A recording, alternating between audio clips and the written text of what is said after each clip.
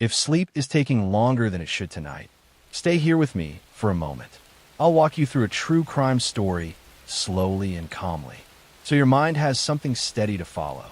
If this helps you relax, tap like to support the channel, and let me know where you're listening from. This is episode 92. Let's begin. I'm going to tell you a story about a man who lived quietly for decades while an entire state feared his shadow.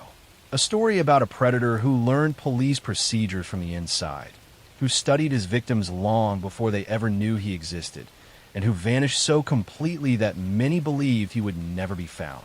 This is not a story of sudden violence. It is a story of patience, obsession, and terror stretched across generations. Between the mid-1970s and mid-1980s, California experienced a wave of crimes that seemed unrelated at first. Burglaries, sexual assaults, murders, different cities, different victims, different methods. Law enforcement treated them as separate cases, unaware they were all connected by one man. He would later be known by many names: the Visalia ransacker, the East Area rapist, the original Night Stalker. Today, he is known as the Golden State Killer. Joseph James DeAngelo was born in 1945 and grew up in a violent household. As a child, he witnessed abuse, humiliation, and powerlessness, experiences that later shaped his need for control. By adulthood, he appeared ordinary. He served in the Navy during the Vietnam era. He studied criminal justice. He became a police officer in California. He learned how investigations worked, how evidence was collected, how officers thought. This knowledge would become one of his most powerful weapons. In the early 1970s, burglaries began occurring in Visalia, California. The homes were ransacked with strange precision. Items were moved, not stolen. Women's underwear was disturbed. Small clues suggested someone was inside these homes for reasons beyond theft. When a man was later shot and killed during one of these incidents, the crimes escalated beyond property violations. Still, the offender slipped away. By 1976, the attacks had transformed into something far more terrifying. In the Sacramento area, a series of nighttime home invasions began. Women were assaulted while their partners were restrained nearby. The attacker wore a mask. He whispered. He threatened. He stacked dishes on the backs of male victims, telling them he would kill everyone if he heard the plates move. He stayed for hours. Sometimes he returned days later to call the victims, reminding them he could come back at any time. Fear spread rapidly. People slept with lights on. Neighborhoods formed patrols. Couples tied bells to doors. None of it worked. The attacker seemed to know routines. He knew layouts. He knew police response times. He escaped repeatedly, often by bicycle or on foot, vanishing into fields, canals, or darkness before officers arrived. Then the violence escalated again. In Southern California, couples began turning up dead in their homes. The murders were brutal and intimate. Bludgeoning, stabbing, sexual assault. The crimes were spaced out, sometimes years apart, making connections difficult. Eventually, investigators realized the earlier rapes and later murders were connected. The same man had evolved. Then suddenly the crime stopped. For decades, the Golden State Killer disappeared. He married. He had children. He worked as a mechanic. He attended family gatherings. He lived quietly in a suburb. His neighbors described him as grumpy, reserved, unremarkable. No one suspected that the man arguing over noise complaints had once terrorized an entire state. The case went cold. Victims aged. Evidence sat in storage. Detectives retired. Many believed the killer was dead. But science changed everything. In the 2010s, investigators revisited old DNA evidence using a new approach. Instead of matching DNA to criminals, they uploaded it to a public genealogy database. They began building family trees. Slowly, patiently, they narrowed it down. Cousins, distant relatives. Eventually, one name emerged repeatedly: Joseph James DeAngelo. In April 2018, police followed him. They watched him throw away items containing his DNA. They tested it. It matched. After more than 40 years, the Golden State Killer was arrested. The man who had once outrun police now stood silently in court. He showed No emotion, no explanation, no remorse. He pleaded guilty in 2020 to avoid the death penalty, admitting to 13 murders, dozens of rapes, and countless burglaries. Many believe the true number of victims is higher. In court, survivors finally saw his face. Some spoke, some cried, some simply stared. D'Angelo listened without reacting. The monster they had feared for decades was no longer a shadow. He was an old man in an orange jumpsuit. Joseph James D'Angelo was sentenced to life in prison without the possibility of parole. The Golden State Killer case is chilling not because of speed or spectacle, but because of endurance. A man who hunted for years, who adapted, who disappeared, who lived among ordinary people while carrying extraordinary violence inside him. It is a reminder that some predators do not rush. They wait, they learn, they blend in, and sometimes justice arrives not quickly, but eventually, carried forward by the quiet persistence of memory, evidence, and time. Next story, I'm going to tell you a story about a man who appeared gentle, intelligent, and deeply in love, and about a woman who believed she had found safety after a difficult past. This is a story about a disappearance that looked like a tragic accident, about a crime scene that seemed too quiet, and about how a carefully constructed lie held together for years before finally collapsing. This is the true story of Peterson, California, and the murder of Laci Peterson. In the early 2000s, Modesto, California was a place where nothing much happened. It was suburban, orderly, and slow-moving, a city where neighbors recognized each other's routines and mornings felt predictable. Laci Peterson lived there with her husband Scott in a modest home near a park. She was 27 years old, 8 months pregnant, and looking forward to becoming a mother.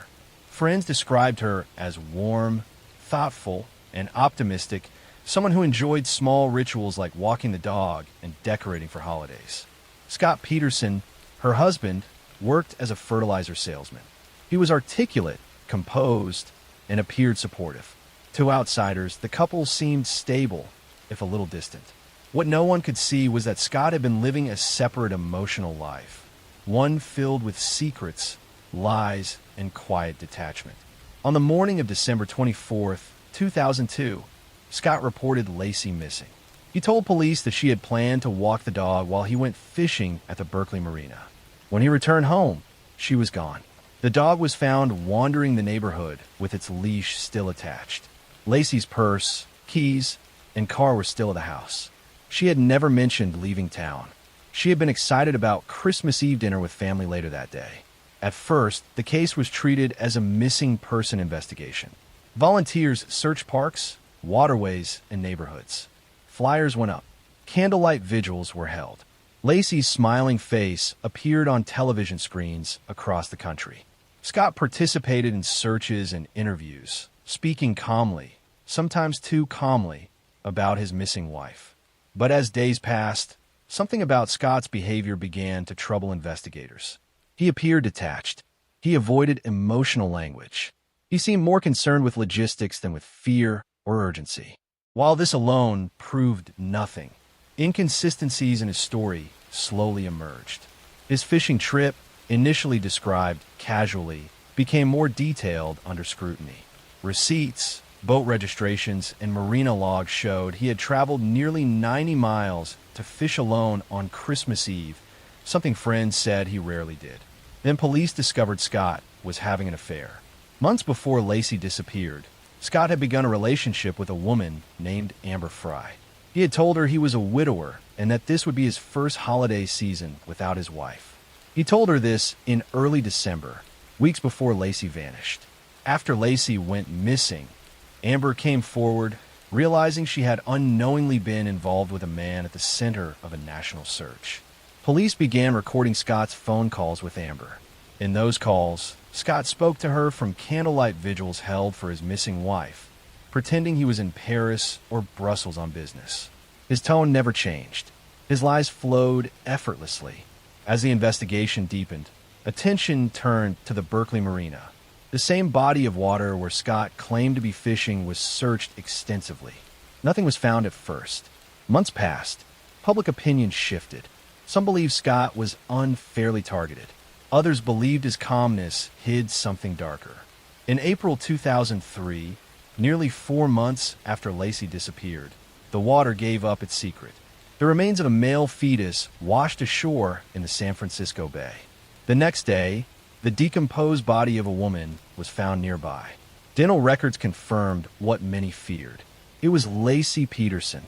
Her unborn son, whom she had planned to name Connor, had been forcibly separated from her body by natural decomposition.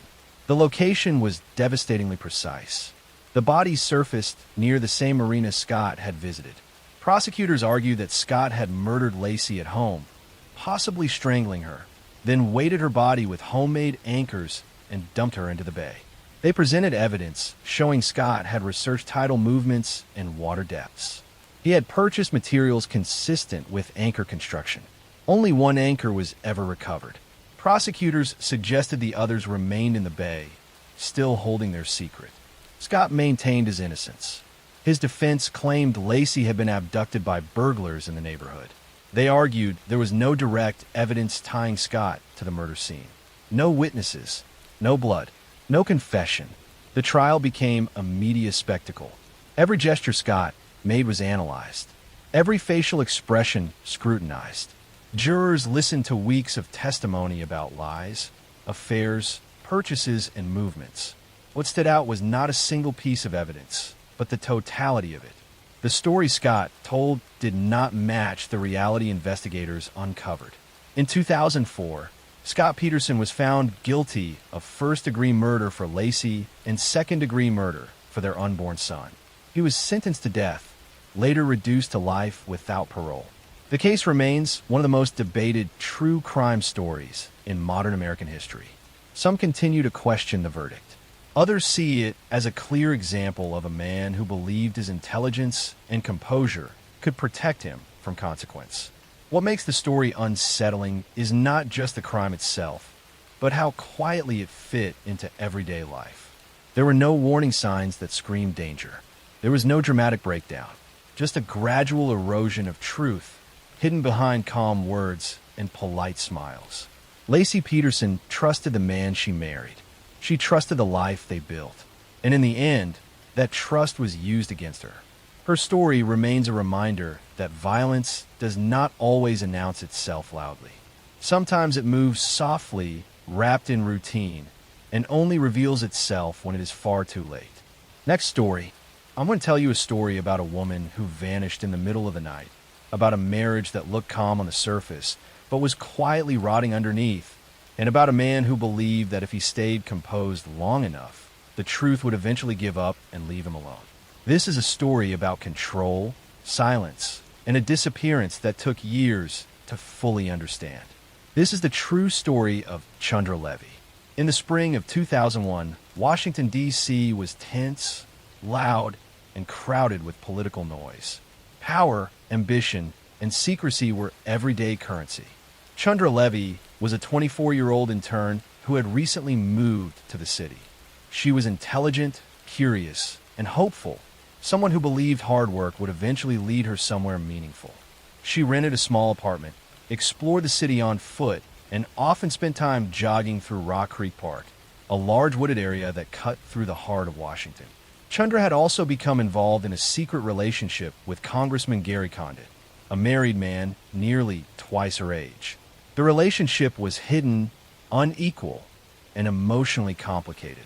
Friends later said Chandra seemed increasingly anxious and conflicted in the weeks before she disappeared. She talked about feeling ignored, confused, and unsure where she stood.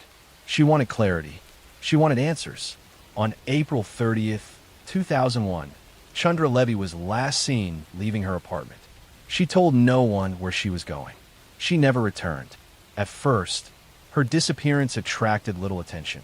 Adults go missing sometimes. Interns leave town. But as days turned into weeks, concern grew. Her family contacted police. Flyers went up. Friends spoke to the media. Slowly, the story began to change shape. Investigators learned about Chandra's connection to Congressman Condit. The revelation transformed the case instantly. What had been a missing person investigation became a national obsession. Media coverage exploded. Condit denied having a sexual relationship at first, then later admitted it. His shifting statements, guarded interviews, and refusal to fully cooperate fueled suspicion. Still, suspicion was not evidence. Police searched Rock Creek Park multiple times. It was vast, dense, and unforgiving. Searches turned up nothing. No body, no clothing, no personal items. Months passed. Leads dried up. Public attention slowly drifted elsewhere. For over a year, Chandra Levy remained missing without explanation. Then, in May 2002, a park ranger found skeletal remains deep inside Rock Creek Park, less than a mile from where Chandra was last believed to be jogging. The remains were identified as hers. She had been murdered. The cause of death was determined to be homicide, though the exact method could not be conclusively established due to decomposition. The discovery reopened everything. Public pressure intensified. Many believed Gary Condit had gotten away with murder. His political career collapsed. His reputation was destroyed. But investigators could never place him at the park. There was no physical evidence linking him to the crime. No witnesses. No forensic proof. Eventually, police were forced to look elsewhere. Years later, a new suspect emerged. Ingmar Gwandik was an undocumented immigrant with a history of violent assaults in Rock Creek Park. He had attacked multiple women in the same area, using surprise, force, and choking. One of his victims survived and later testified against him. His methods matched what investigators believed may have happened to Chandra. In 2009, Gwandik was charged with Chandra Levy's murder. The case went to trial. Prosecutors argued that Chandra had crossed paths with a predator while jogging, someone who had already demonstrated a pattern of violence. In 2010, Gwandik was convicted and sentenced to 60 years in prison. But the story didn't end there. Years later, the conviction was overturned due to prosecutorial misconduct. Evidence that could have helped the defense was not properly disclosed. Gwandik was released. Eventually, prosecutors declined to retry the case, citing weakened evidence and the passage of time. To this day, no one has been definitively held accountable for Chandra Levy's murder. The case remains unresolved in the most unsettling way. A young woman entered a public park in broad daylight and never came out. Powerful people were suspected. A dangerous man was convicted, then freed. And the truth remains fractured, scattered among theories, mistakes, and missed chances. What makes this story linger is not just the crime, but the environment that surrounded it. A city built on secrecy, a relationship defined by imbalance, an investigation influenced by media pressure and public anger.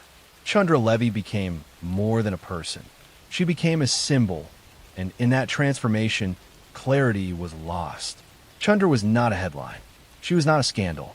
She was a young woman trying to build a life, asking for honesty from someone who could not give it, and walking into a place where help was far away and danger was close. Her story is a reminder that some cases do not resolve cleanly. Some truths remain incomplete, and sometimes, even when a body is found, justice never fully arrives. Next story. I'm going to tell you a story about a woman who slowly realized that the person she trusted most was also the person she needed to fear, about a family that watched warning signs pile up while being powerless to stop what was coming, and about a crime that unfolded over years rather than moments.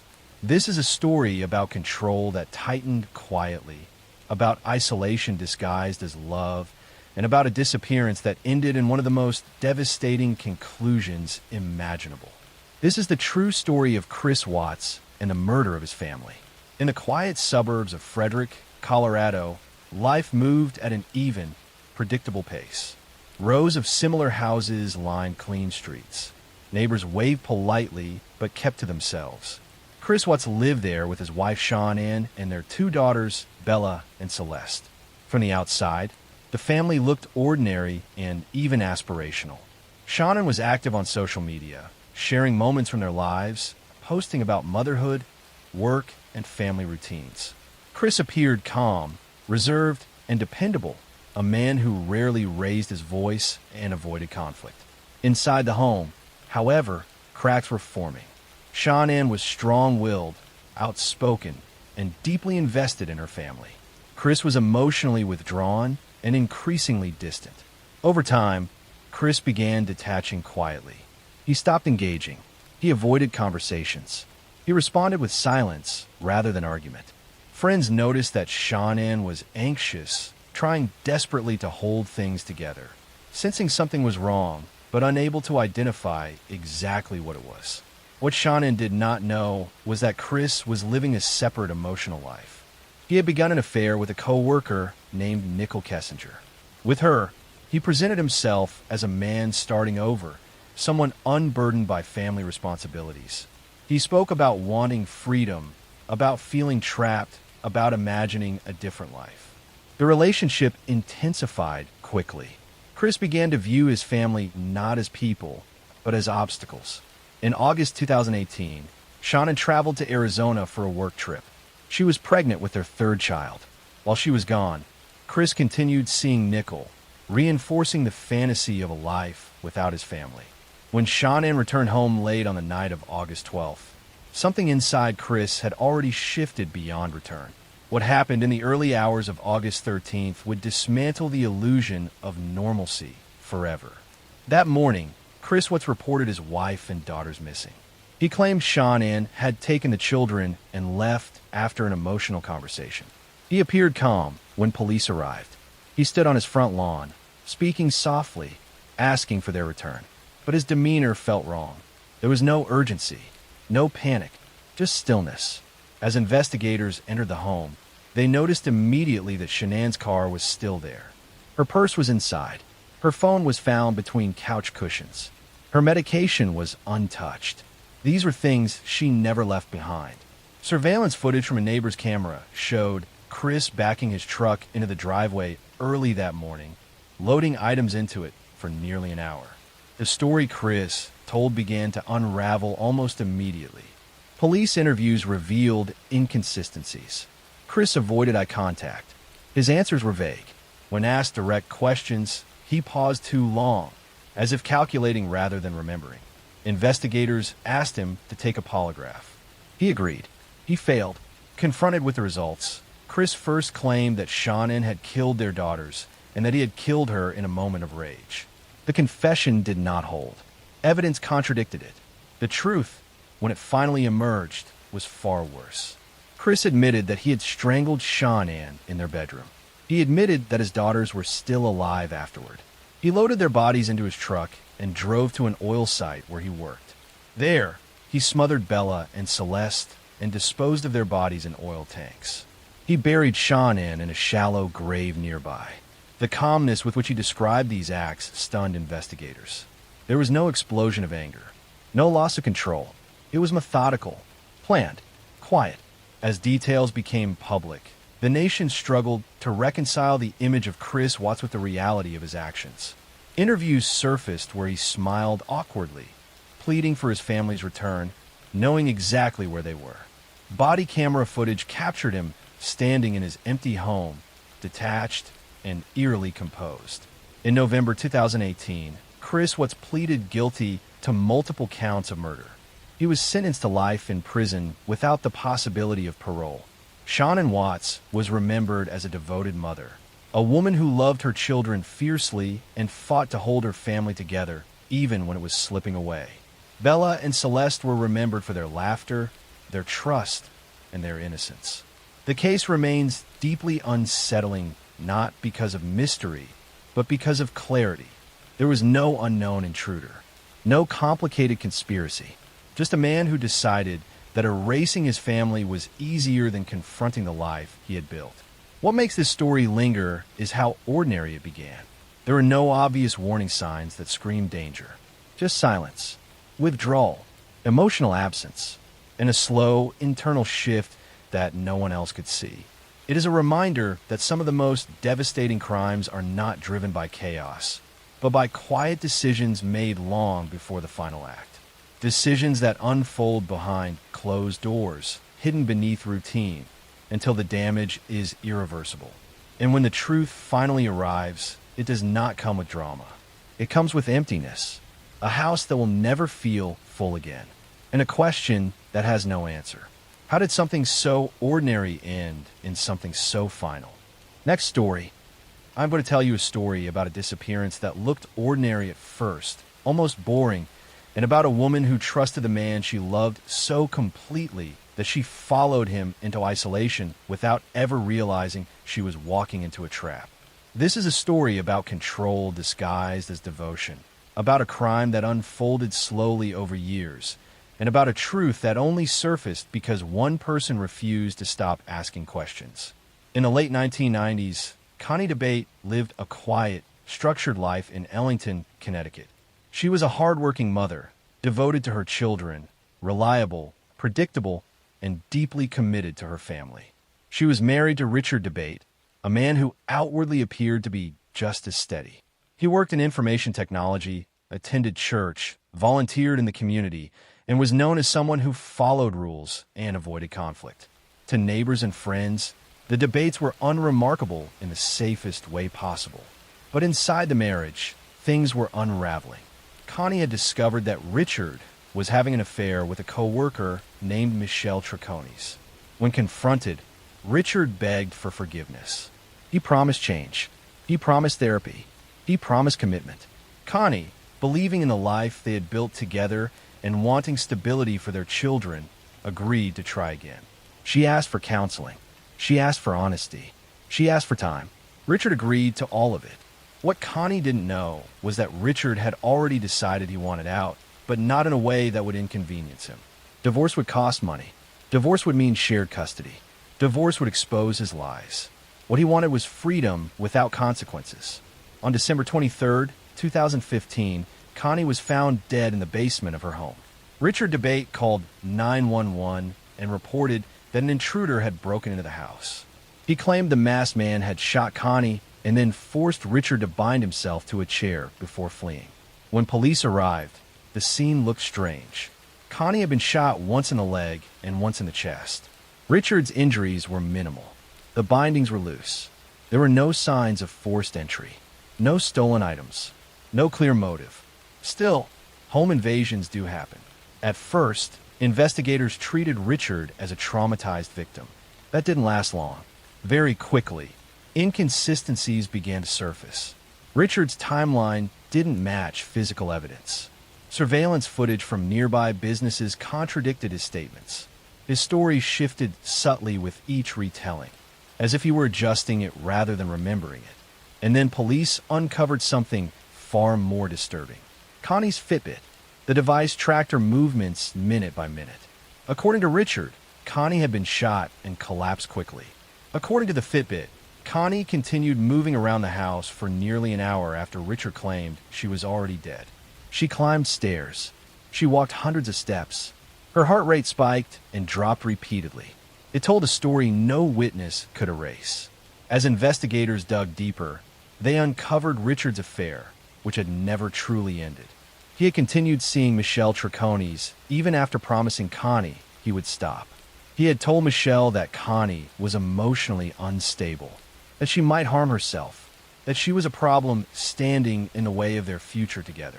Digital records revealed that Richard had searched for ways to stage a crime scene. He had researched gunshot survivability. He had looked up how to delete data.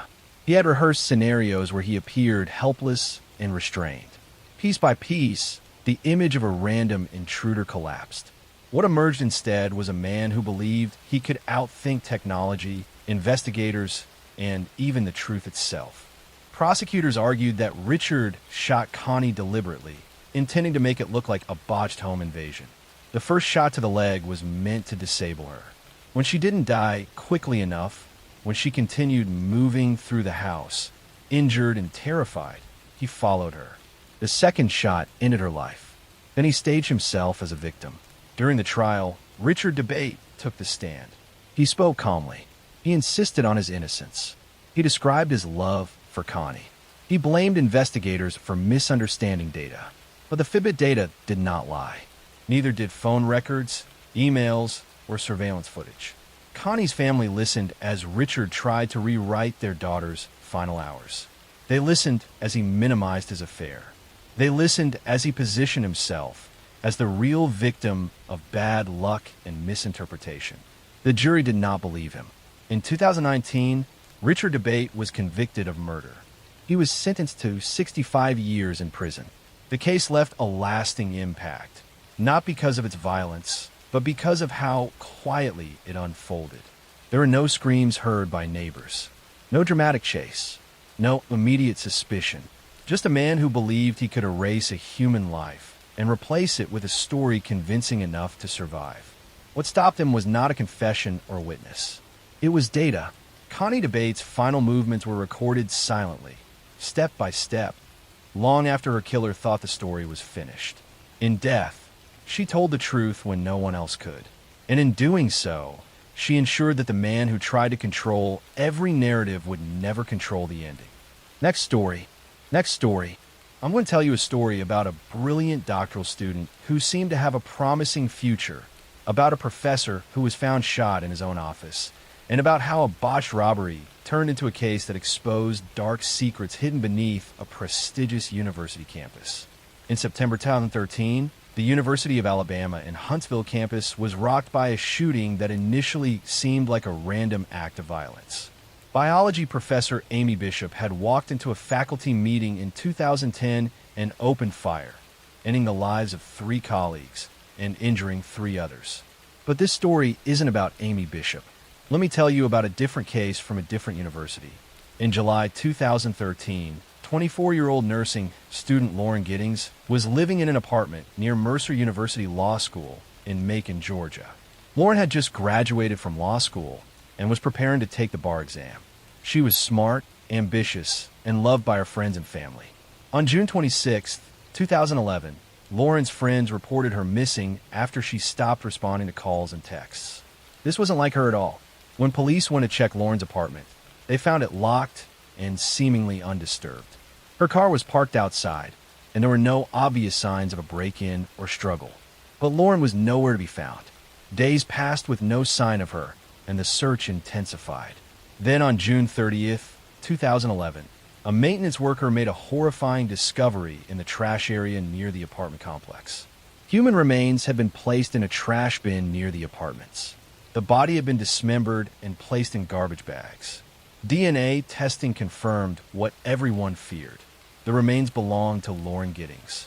The discovery transformed the case from a missing person investigation into a homicide, and police immediately began looking at everyone who lived in or near the apartment complex. One person who drew investigators' attention was Stephen McDaniel, a fellow law school graduate who lived in the same apartment building as Lauren. Stephen had actually appeared on local news expressing concern about Lauren's disappearance, saying he hoped she would be found safe. But when police interviewed him, his behavior was bizarre and his answers were evasive. During a police interview, detectives informed Stephen that Lauren's body had been found. His reaction was strange and unsettling. He seemed to freeze, staring blankly and barely responding. The interview, which was recorded, showed Stephen sitting motionless for extended periods, giving one-word answers, and appearing to shut down emotionally. His unusual behavior made investigators more suspicious. Police obtained a search warrant for Stephen McDaniel's apartment, and what they found was deeply disturbing. Stephen had an obsession with Lauren. He had been secretly recording her through her window and had videos of her in her apartment without her knowledge. He had researched methods of disposing of bodies online. He had even purchased hacksaw blades and other items that could be used to dismember a body. Investigators also found evidence that Stephen had broken into Lauren's apartment. A key that fit her lock was discovered in his possession. The hacksaw found in his apartment was consistent with the tool used to dismember Lauren's body. The case against Stephen McDaniel was building rapidly, and the picture emerging was of a man who had become obsessed with his neighbor and had acted on that obsession in the most violent way possible. Stephen McDaniel was arrested and charged with Lauren Giddings' abduction and ending of her life. The evidence against him was overwhelming. Beyond the physical evidence found in his apartment, digital forensics revealed his disturbing online searches and his pattern of spying on Lauren. He had violated her privacy repeatedly before ultimately taking her life. The case went to trial in 2014, but before the jury could reach a verdict, Stephen McDaniel decided to enter a guilty plea. In April 2014, he pleaded guilty to all charges in exchange for a sentence of life in prison without the possibility of parole. By accepting the plea deal, he avoided a potential death penalty sentence. During the investigation and court proceedings, disturbing details emerged about how Lauren had died. Prosecutors believed that Stephen had broken into Lauren's apartment while she was sleeping, attacked her, and strangled her. He then dismembered her body in an attempt to dispose of the evidence. The crime was premeditated and showed a level of planning that made it even more chilling. Lauren's family was devastated by the loss and by the details of what had happened to her. They had watched her work hard through law school and achieve her dream of becoming a lawyer. She had been just days away from taking the bar exam when her life was stolen.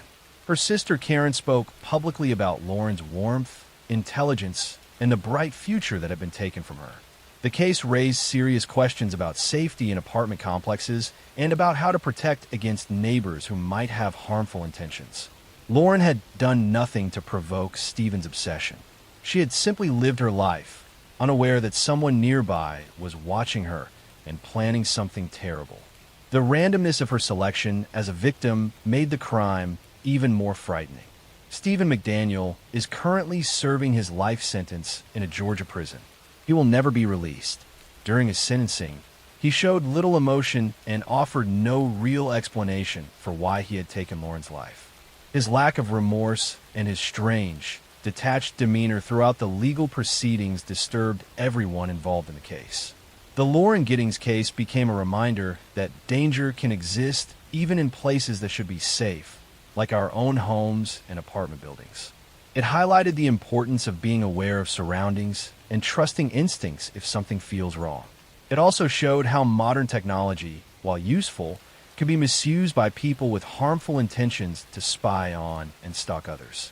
Lauren Giddings was remembered by those who knew her as a dedicated student, a loyal friend, and a person with a bright future in law. She had worked hard to achieve her goals and was on the verge of beginning her legal career when her life was cut short. Her family established a scholarship in her name to help other students pursue their educational dreams, ensuring that Lauren's memory would live on in a positive way. The case of Lauren Giddings serves as a tragic reminder that evil can hide behind ordinary facades. Stephen McDaniel was a fellow law student, someone who should have been focused on his own future and career. Instead, he became obsessed with a neighbor and committed a horrific crime that destroyed multiple lives. Lauren deserved to live, to practice law, and to make the difference in the world that she had planned. Her story remains a sobering example of how violence can strike without warning and how precious and fragile life truly is. Next story.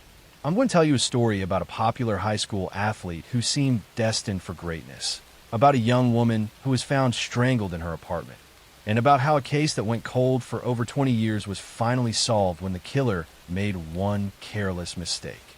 In June 1993, 18-year-old Angie Dodge was found dead in her apartment in Idaho Falls, Idaho. She had been brutally attacked and strangled in her own bedroom. The crime scene showed signs of a violent struggle, and evidence suggested she had fought hard against her attacker.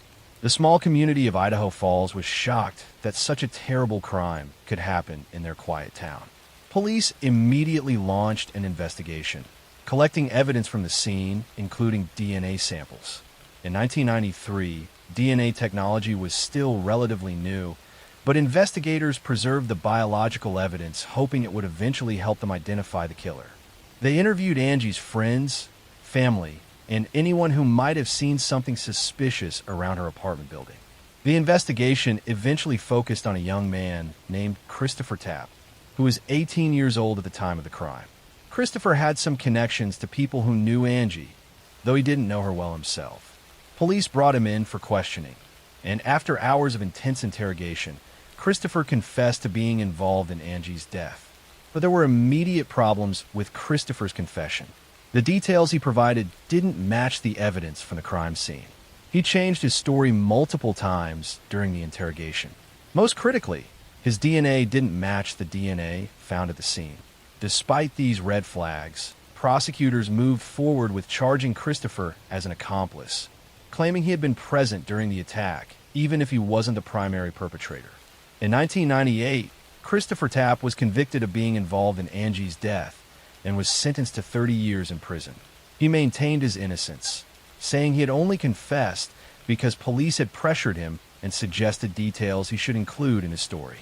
But he remained behind bars while the real killer's identity remained unknown. For over 2 decades, Angie Dodge's mother Carol worked tirelessly to find the truth about who had really taken her daughter's life. She reviewed the evidence, studied the case files, and became convinced that Christopher Tapp was innocent. She even formed a friendship with Christopher, visiting him in prison and advocating for his release. Carol Dodge wanted justice for her daughter, but she wanted the right person held accountable, not an innocent man. The DNA evidence from the crime scene had never matched Christopher Tapp, and it didn't match anyone in the criminal DNA databases. For years, the case remained partially unsolved. Police had convicted someone they believed was involved, but they knew the DNA belonged to someone else who had never been identified. Then in 2014, Carol Dodge pushed for the case to be reopened and for new DNA testing to be conducted using updated technology. The Idaho Innocence Project also got involved, working to prove Christopher Tapp's innocence. As investigators looked at the case with fresh eyes, it became increasingly clear that Christopher's confession had been coerced and that he had no actual involvement in the crime. In 2019, after serving more than 20 years in prison, Christopher Tapp was released. Prosecutors acknowledged that he should not have been convicted and that the confession had been unreliable. But the question remained: who had actually ended Angie Dodge's life? Investigators decided to use the same genetic genealogy technique that had successfully identified the Golden State Killer. They uploaded the DNA profile from the crime scene to public genealogy databases and began building family trees to identify potential suspects. The process was painstaking, requiring investigators to trace family lines and eliminate relatives one by one. The genetic genealogy work led investigators to a man named Brian Lee Drips, who had been living in Idaho Falls at the time of Angie's death. In fact, Drips had lived in the same apartment complex as Angie, right across the hall from her. He had been there all along, hiding in plain sight for over 25 years. In May 2019, police arrested 53-year-old Brian Drips and charged him with the assault and ending of Angie Dodge's life. When confronted with the DNA evidence, Drips confessed to the crime. He admitted that he had entered Angie's apartment and attacked her, acting alone. Christopher Tapp had never been involved at all. Drips claimed he had been drunk and high on drugs the night of the attack, and said he had gone to Angie's apartment thinking she was someone else he knew.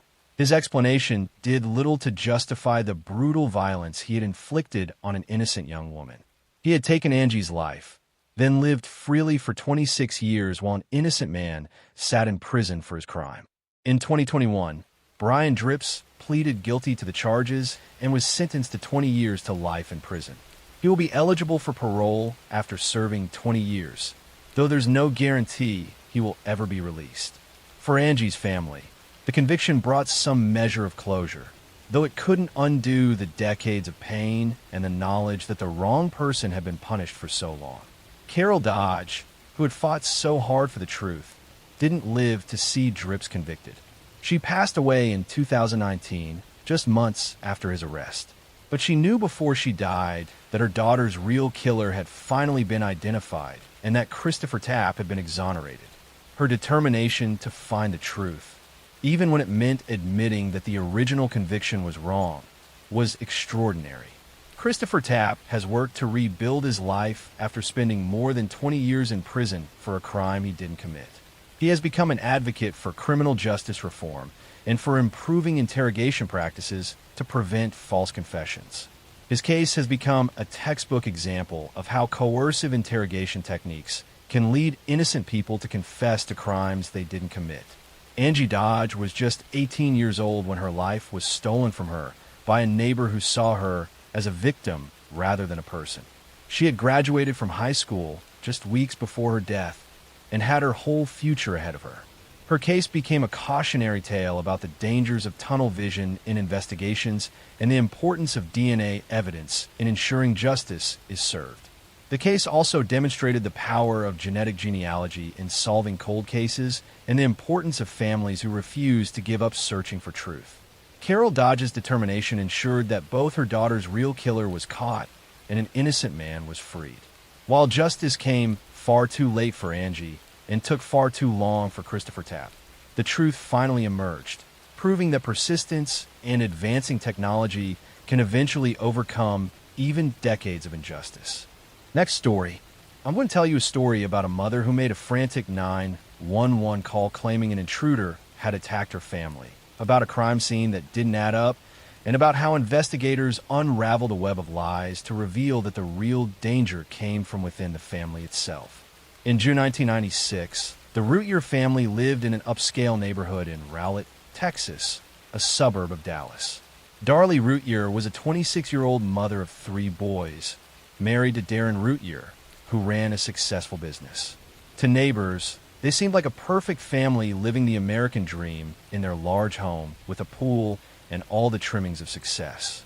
On the night of June 6, 1996, Darlie called 911 in a panic, screaming that an intruder had broken into her home and attacked her and her children. When police and paramedics arrived, they found a horrifying scene. 2 of Darlie's sons, 6-year-old Devin and 5-year-old Damon, had been stabbed multiple times and were dying. Darlie herself had slash wounds on her throat and arms and was covered in blood. Despite frantic efforts to save them, both Devin and Damon died from their injuries. The boys had been stabbed repeatedly with a large kitchen knife while they slept on the floor of the downstairs living room. Darlie and the boys had been sleeping downstairs that night, while her husband Darren and their infant son Drake slept upstairs.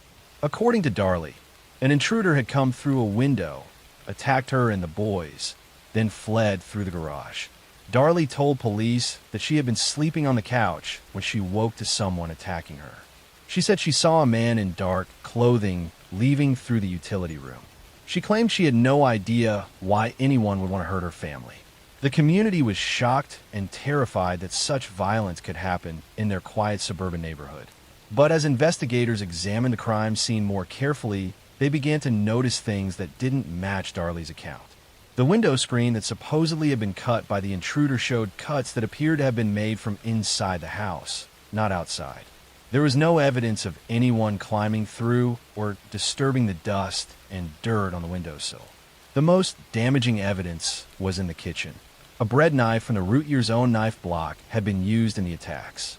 The knife was found on the counter, but there was no blood trail leading to where Darlie said the intruder had fled.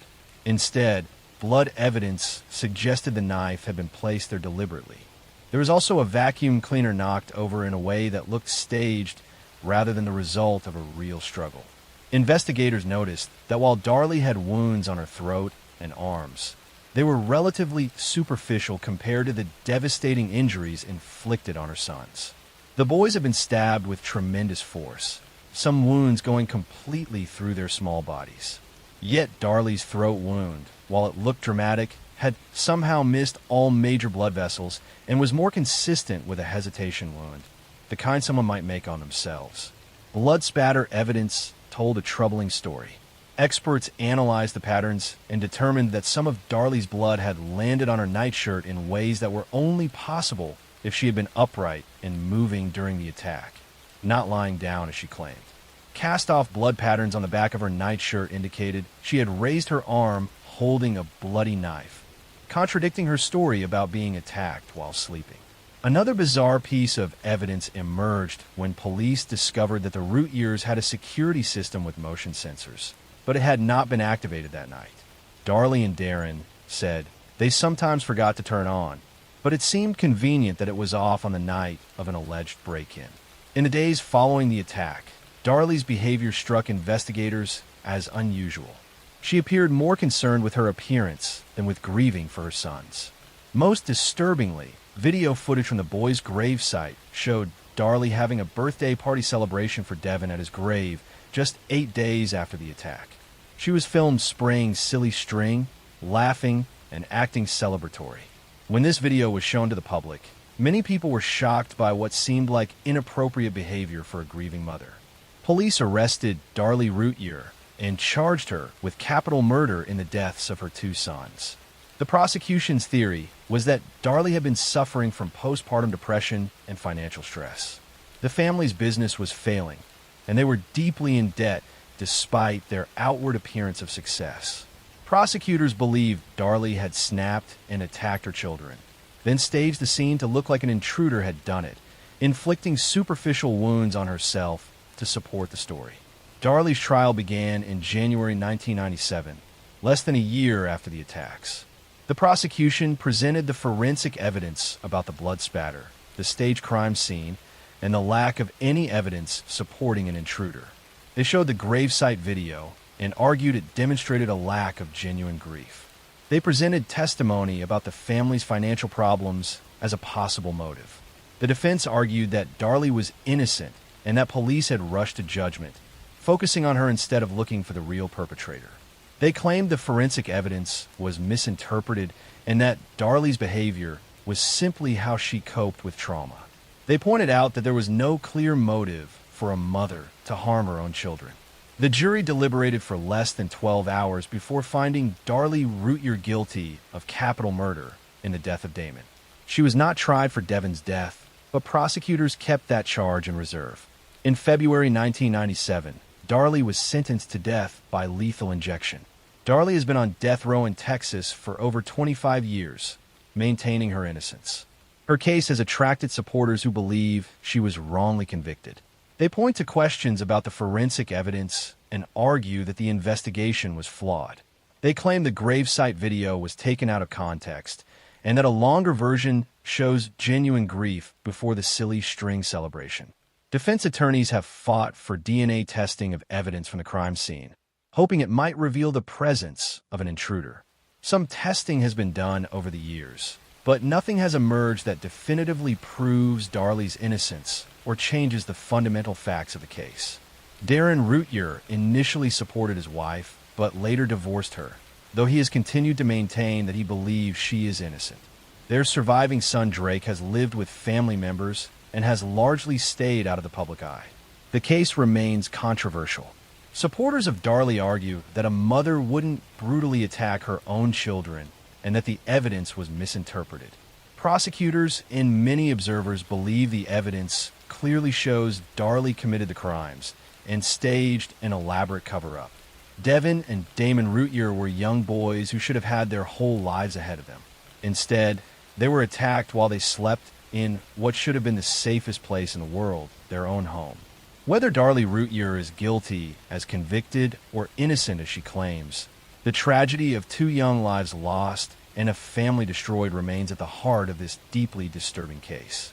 Next story, I'm going to tell you a story about a seemingly devoted mother who shocked the world, about 5 children who died under mysterious circumstances, and about how a woman used her own babies to gain sympathy and attention in one of Australia's most disturbing cases of medical deception and elimination. In the 1990s, Kathleen Folbig was known in her Australian community as an unlucky mother who had tragically lost multiple children to sudden infant death syndrome. Between 1989 and 1999, all 4 of Kathleen's children died in infancy or early childhood under similar circumstances. Each child had been found unresponsive, and each death was initially attributed to natural causes or SIDS. But the pattern would eventually reveal something far more sinister. Kathleen's first child, Caleb, was born in February 1989. He was a healthy baby boy who seemed to be developing normally. But on February 20th, 1989, when Caleb was just 19 days old, Kathleen found him dead in his crib. The death was ruled as sudden infant death syndrome, a tragic but not uncommon occurrence. Kathleen and her husband Craig grieved the loss and eventually decided to try for another child. Their second child, Patrick, was born in June 1990. Patrick seemed healthy at first, but at 4 months old, he suddenly stopped breathing and suffered seizures. He survived, but was left with severe brain damage and blindness.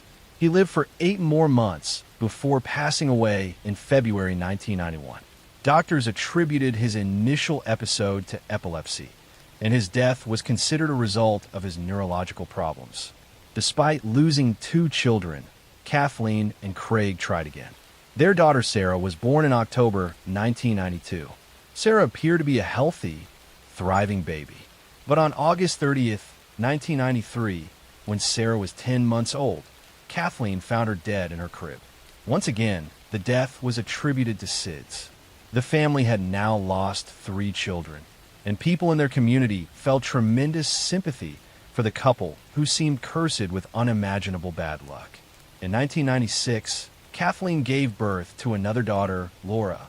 For a while, it seemed Laura might break the tragic pattern. She survived past the age when her siblings had died. She celebrated her first birthday, then her second. But on March 1st, 1999, when Laura was 19 months old, Kathleen called emergency services saying Laura had stopped breathing. Paramedics tried to revive her, but Laura was pronounced dead. The death of a fourth child finally raised serious suspicions among medical professionals and investigators. While losing one or even two children to SIDS was tragic, but possible, losing four children was statistically almost impossible. Something wasn't right, and authorities began investigating whether these deaths were truly natural or if something more sinister had occurred. Craig Folbig had also begun to suspect his wife. Their marriage had deteriorated after Laura's death, and Craig was struggling with the loss of all four of his children. In 1999, he discovered Kathleen's personal diaries hidden in their home. What he read in those diaries horrified him. Kathleen had written entries that seemed to hint at guilt and responsibility for the children's deaths. In the diaries, Kathleen wrote things like, "I feel like the worst mother on this earth," and made references to losing her temper with the children. One entry mentioned her rage and frustration with the babies. Another entry seemed to suggest she was responsible for their deaths, though the language was sometimes ambiguous. Craig took the diaries to police, and they became crucial evidence in the investigation. In 2001, Kathleen Folbig was arrested and charged with taking the lives of all four of her children. Prosecutors argued that she had smothered each child during moments of frustration and anger, then staged the scenes to look like natural deaths. The diary entries were presented as evidence of her guilt and state of mind. The trial began in 2003 and captured national attention in Australia. Medical experts testified about the improbability of four children from the same family dying of natural causes. Prosecutors argued that Kathleen had a pattern of violence against her children when they cried or became difficult, and that she had suffocated them to stop their crying. The defense argued that the diary entries were simply the expressions of a grieving mother who felt guilty and questioned herself, as many parents do when tragedy strikes.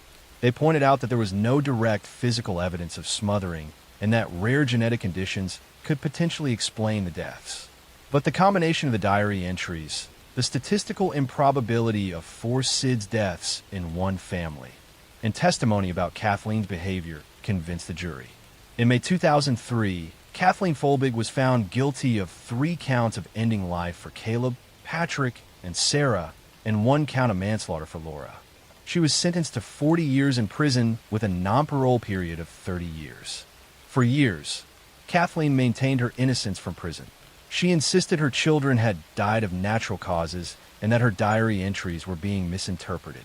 Some scientists and legal experts began to question the conviction, arguing that the case had relied too heavily on statistical arguments about SIDS that weren't scientifically sound. In 2018 and 2019, new genetic testing was conducted on the children's remains. Scientists discovered that Sarah and Laura carried a rare genetic mutation called COM2 that can cause sudden cardiac death in infants. This discovery raised questions about whether the girls might have died from natural causes after all. Further investigation revealed that Kathleen herself carried genetic variants that could cause heart problems. Some experts argued this new evidence supported the possibility that at least some of the deaths were natural, not elimination. In 2021, an inquiry was held to review the case. After examining all the evidence, including the new genetic findings, The inquiry found there was reasonable doubt about Kathleen's guilt. In June 2023, after spending 20 years in prison, Kathleen Folbig was pardoned and released. Her convictions were later overturned entirely. The case of Kathleen Folbig remains controversial. Some people believe the genetic evidence proves she was wrongly convicted and that her children died of natural causes. Others believe she was guilty and that the new evidence doesn't explain all 4 deaths. The truth about what happened to Caleb, Patrick, Sarah, and Laura may never be fully known. What is certain is that 4 children died tragically young, a family was destroyed, and a woman spent 2 decades in prison for crimes she may or may not have committed. The case highlighted the dangers of convicting people based on statistical improbability rather than solid physical evidence, and showed how scientific understanding can evolve and change our interpretation of past events. Whether Kathleen Folbig was a killer or a victim of wrongful conviction, the tragedy of 4 young lives lost remains at the heart of this deeply disturbing case. Next story. I'm going to tell you a story about a respected doctor who lived a secret double life, about a physician who took the lives of over 200 patients, and about how one of the most prolific serial killers in history operated undetected for decades while hiding behind his white coat and good reputation. Harold Shipman was a family doctor in Hyde, England, a small town near Manchester. For years, he was known as a caring and dedicated physician who made house calls and spent time with his elderly patients. People in the community trusted him completely. But between 1975 and 1998, Dr. Shipman systematically ended the lives of at least 215 patients, though the actual number may be much higher, making him one of the most prolific serial killers in recorded history. Shipman was born in 1946 and grew up in a working-class family in Nottingham. His mother was diagnosed with lung cancer when he was a teenager, and he watched as doctors administered morphine to ease her pain in her final days. Some psychologists later suggested this experience may have influenced his later crimes, as he seemed fascinated by the power doctors held over life and death. After medical school, Shipman began his career as a general practitioner. In 1975, he joined a medical practice in Todmorden, but was forced to resign in 1975 after he was caught forging prescriptions for pethidine, a powerful painkiller, for his own use. He was fined and briefly attended a drug rehabilitation program. Most doctors caught in such circumstances would lose their medical license permanently, but Shipman was allowed to continue practicing medicine after a short suspension. In 1977, Shipman joined a new practice in Hyde and eventually opened his own solo practice in 1993. It was during these years that his killing spree accelerated. His method was simple and difficult to detect. He would visit elderly patients at their homes, often patients who lived alone. He would inject them with lethal doses of diamorphine, a form of heroin used for pain management. The drug would cause respiratory failure, and the patients would die within minutes. After administering the fatal injection, Shipman would wait with the body for a short time, then call family members or emergency services to report that the patient had died. Because he was their trusted doctor, and because the victims were elderly and often had existing health conditions, their deaths didn't raise immediate suspicion. Shipman would certify the deaths himself, listing natural causes such as heart failure or old age. Many of Shipman's victims were widows who lived alone. They trusted their doctor completely and welcomed him into their homes. Some had been his patient for years. They had no reason to fear the man who was supposed to be caring for their health. Shipman would chat with them pleasantly, then inject them with poison when they weren't expecting it.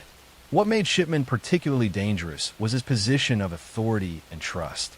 As a doctor, he had access to controlled drugs and the ability to certify deaths without arousing suspicion.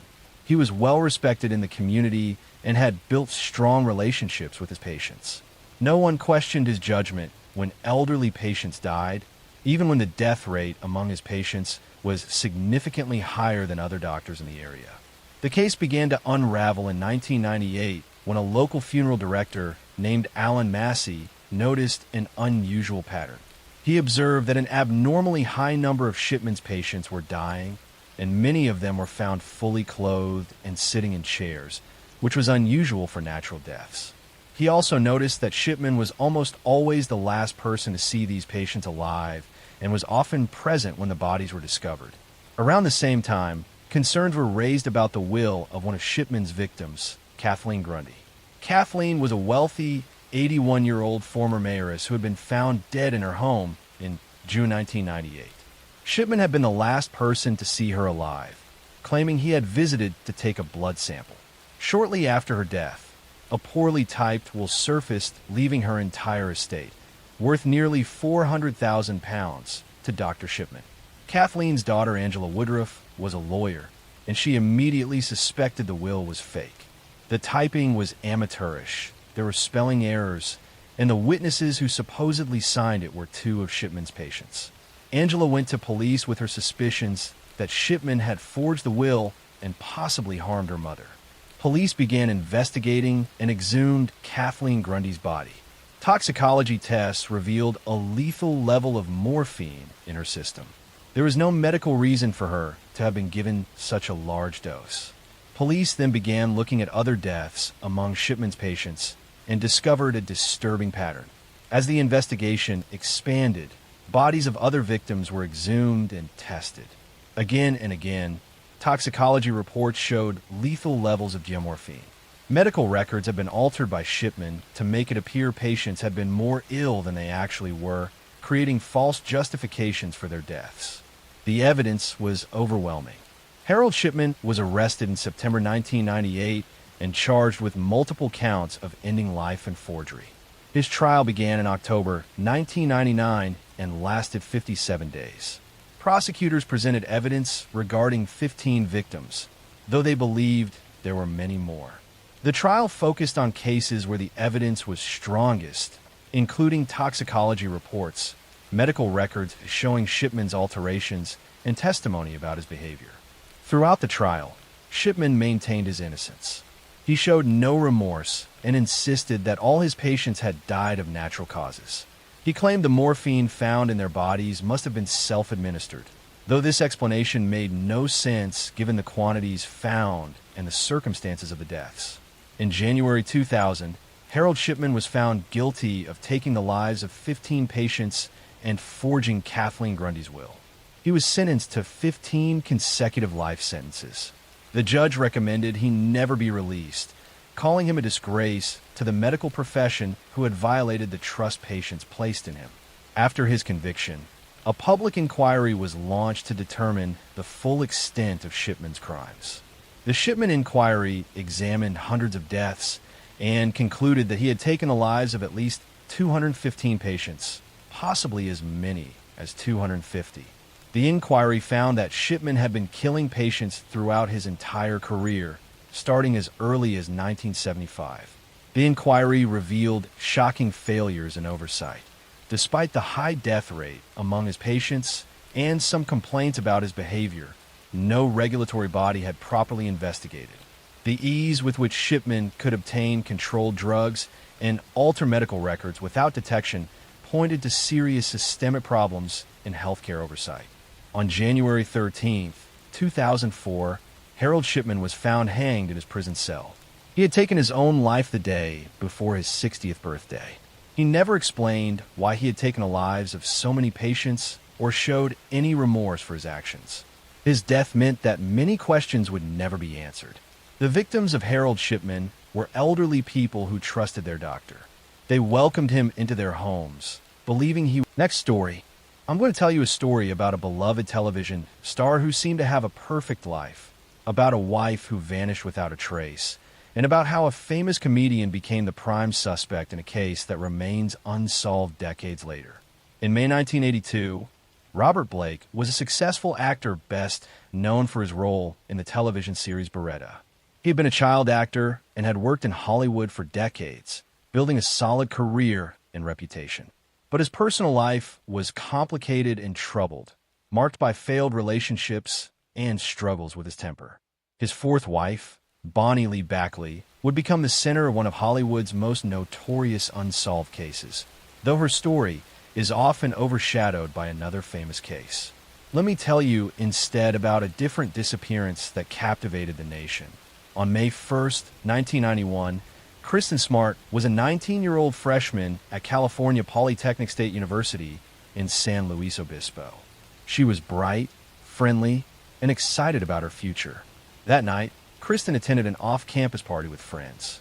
She drank too much and needed help getting back to her dorm. Several students walked with her, including a fellow freshman named Paul Flores. One by one, the other students peeled off to their own dorms, until only Paul Flores remained walking with Kristen. He later told police he had escorted her to within a short distance of her dorm and left her there to walk the rest of the way alone. Kristen Smart was never seen again. When Kristen didn't show up for classes or return to her dorm, friends reported her missing. Campus police initially treated it as a runaway case, assuming the college freshman had simply decided to leave school. But Kristen's family knew better. She wouldn't just disappear without telling anyone. She had left all her belongings in her dorm room, including her identification and money. Something was terribly wrong. The investigation moved slowly at first. Critical time was lost as authorities failed to treat Kristen's disappearance with the urgency it deserved. By the time they began seriously investigating, important evidence may have already been lost. Campus police had failed to properly search the area or interview witnesses immediately after Kristen vanished. Paul Flores quickly became a person of interest in the case. He had been the last person seen with Kristen, and his story had inconsistencies.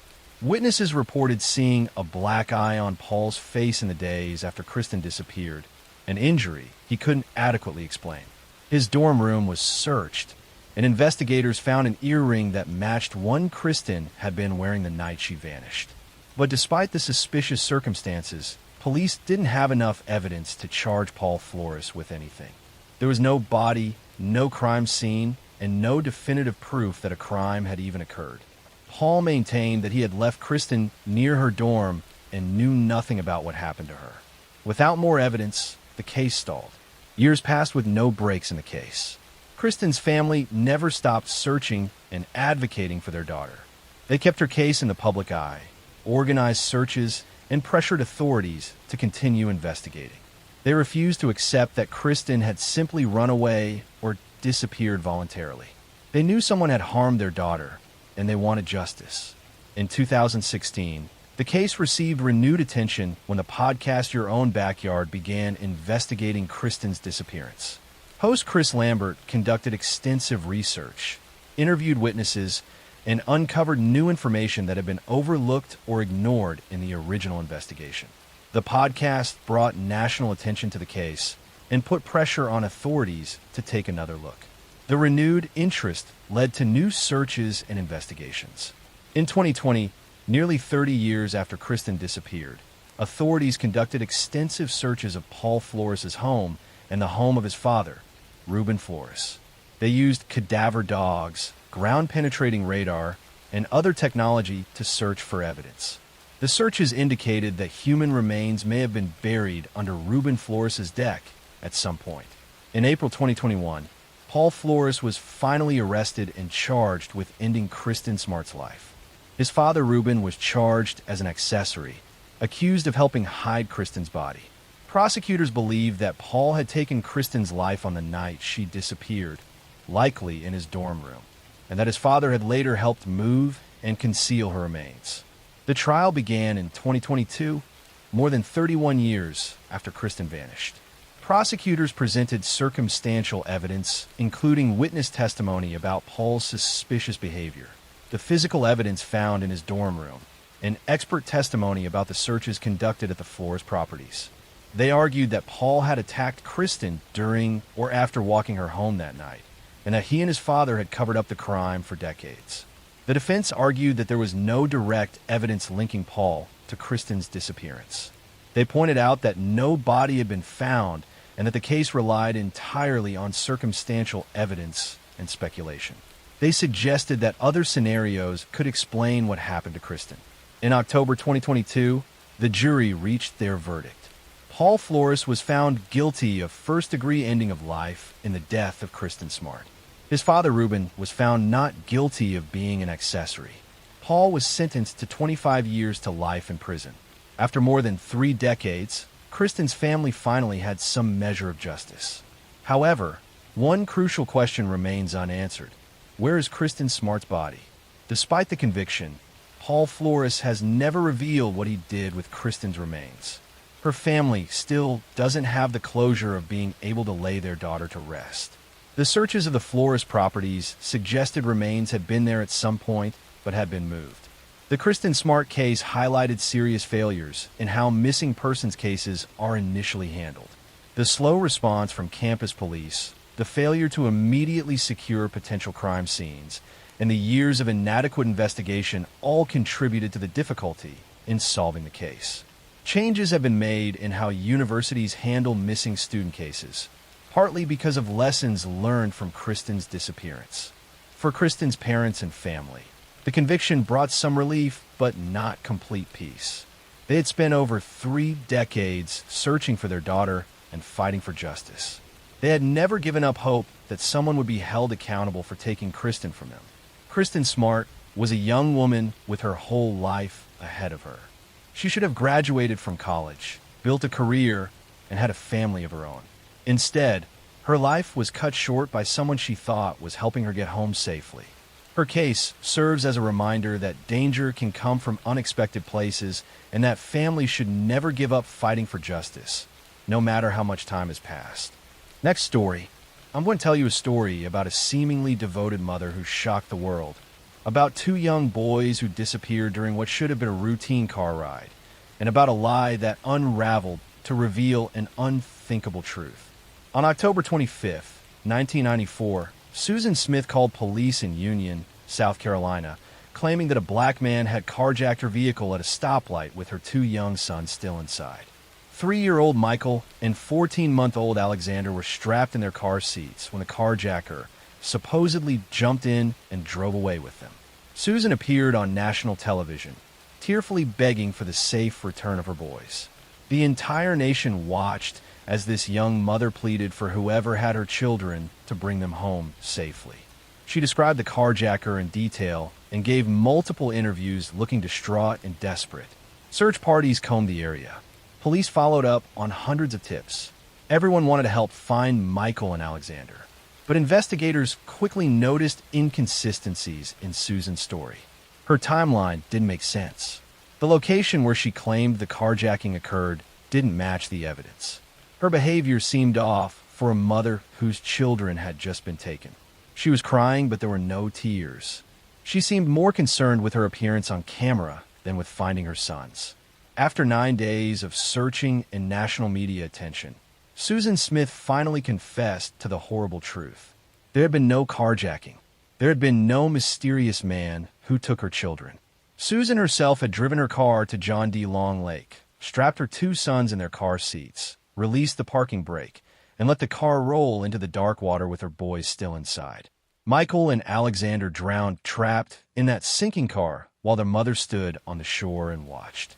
The car sank in 70 feet of water, coming to rest upside down on the lake bottom with the 2 little boys still strapped in their seats.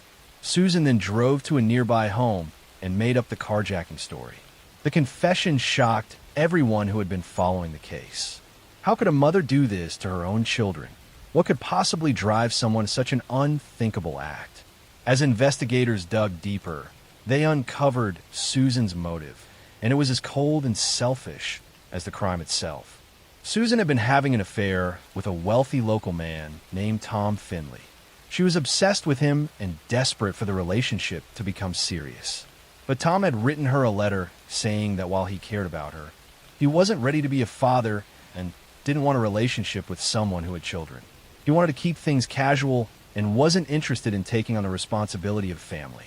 Susan decided that her sons were obstacles standing between her and the relationship she wanted, rather than accept that Tom simply wasn't interested in a serious commitment. She convinced herself that if her children were gone, he would want to be with her. So she eliminated them, then created an elaborate lie to cover up what she had done. The carjacking story was deliberate and calculated. By claiming a black man had taken her children, Susan was exploiting racial stereotypes and tensions, knowing it would make her story more believable and generate sympathy. She was willing to let an innocent person be blamed for her crime. Police wasted valuable time following false leads based on her fabricated description. During the investigation before her confession, Susan even participated in the searches for her sons. She stood by the lake where their bodies lay underwater and continued to lie. She appeared on television multiple times, maintaining her story while knowing exactly where her children were. The level of deception was staggering. When divers finally recovered the car from the lake, they found Michael and Alexander still in their car seats. The image of those two little boys trapped underwater in the dark haunted everyone involved in the case. They had been alive when the car entered the water. They had experienced the terror of the car sinking, the water rushing in, and they had died alone without their mother there to save them. Susan Smith was arrested and charged with 2 counts of ending life. Her trial began in July 1995, and the entire nation watched. The prosecution presented overwhelming evidence of her guilt and argued for the death penalty. They painted Susan as a selfish, cold-blooded killer who had sacrificed her children for a man. The defense tried to generate sympathy by presenting evidence of Susan's troubled childhood. She had been abused and had attempted to end her own life as a teenager. They argued she was mentally ill and not fully responsible for her actions. They portrayed her as a damaged person who had made a terrible decision in a moment of desperation. The jury found Susan Smith guilty on both counts. But during the penalty phase, they chose life in prison instead of death. Some jurors later said they believed Susan was genuinely mentally ill and that execution wasn't appropriate. She was sentenced to life in prison with the possibility of parole after 30 years. Susan Smith is currently incarcerated at Leith Correctional Institution in South Carolina. She will be eligible for parole in 2024, 30 years after the crimes. The families of Michael and Alexander have stated they will fight her release, arguing she should remain in prison for the rest of her life. Over the years, Susan has had disciplinary problems in prison, including affairs with guards. She has given interviews where she expressed remorse, but many people question whether that remorse is genuine or just another manipulation. The woman who could watch her children drown and then lie about it for 9 days may not be capable of true remorse. The case had a lasting impact on how missing children cases are investigated. Law enforcement became more aware that family members can be suspects even when they appear to be grieving victims. The case also sparked conversations about the dangers of false accusations and how racial stereotypes can be exploited. For David Smith, the father of Michael and Alexander, the tragedy was devastating. He had to bury his 2 young sons while knowing their mother had deliberately taken their lives. He has spent years advocating for justice and keeping his son's memory alive. Susan Smith eliminated her children because they were inconvenient, because they stood between her and what she wanted. Michael and Alexander died, not because of some random act of violence, but because their mother valued a relationship with a man more than she valued their lives. That cold calculation makes her crime one of the most disturbing cases of maternal filicide in American history. Next story. I'm going to tell you a story about a man who moved through California like a ghost, a man who watched homes long before stepping inside them, a man who left entire neighborhoods sleeping with lights on for years. For decades, he seemed to vanish after every attack, dissolving into the suburbs as if the land itself protected him. His crimes haunted the state, earned him multiple nicknames, and terrified investigators who could never quite catch up to him. This is the true story of the Golden State Killer, a predator who hid in plain sight while living a quiet, ordinary life no one ever suspected. The story begins in the early 1970s in a peaceful area east of Sacramento. Back then, the neighborhoods were quiet, predictable, stable. Families moved there because it felt safe. There were no major fears, no major crime waves, nothing to suggest danger. Houses were built close together, separated by fences and narrow walkways. Children rode bikes in the streets. People left windows open on cool nights, and residents believed nothing truly bad could happen in such a comfortable place. Then someone began slipping through those neighborhoods like a shadow. He moved silently, cutting through yards, slipping over fences, studying routines. He broke into homes when people were away, learning the layout, memorizing exits, understanding exactly how long it would take for someone to react. When he finally attacked, it was clear he had been preparing. He knew where people slept. He knew where they kept their phones. He knew the blind spots. This was not random. It was calculated. At first, police thought the break-ins were connected to a desperate opportunist with no real plan. They were wrong. The attacks escalated quickly. Homes were targeted for specific reasons. Victims were watched for days before anything happened. The man moved with confidence, striking in one neighborhood, then another, then another. Residents began hearing strange noises at night, footsteps on gravel, whispers of movement in backyards. Dogs barked at empty air. People started locking windows for the first time. He became known as the East Area Rapist, a name whispered on local news stations with growing fear. The pattern was impossible to ignore. He attacked couples. He separated them. He controlled them. And after he left, nothing felt safe anymore. Entire communities held town meetings begging police for protection. Stores ran out of locks. People bought floodlights and alarm systems. Officers patrolled streets through the night, looking for someone who never seemed to appear when watched. Then, as suddenly as he started, the attacker vanished from the Sacramento area. Police hoped he had been arrested for another crime or fled the state completely. But months later, a new string of terrifying attacks began hundreds of miles south in Contra Costa County. The method was the same.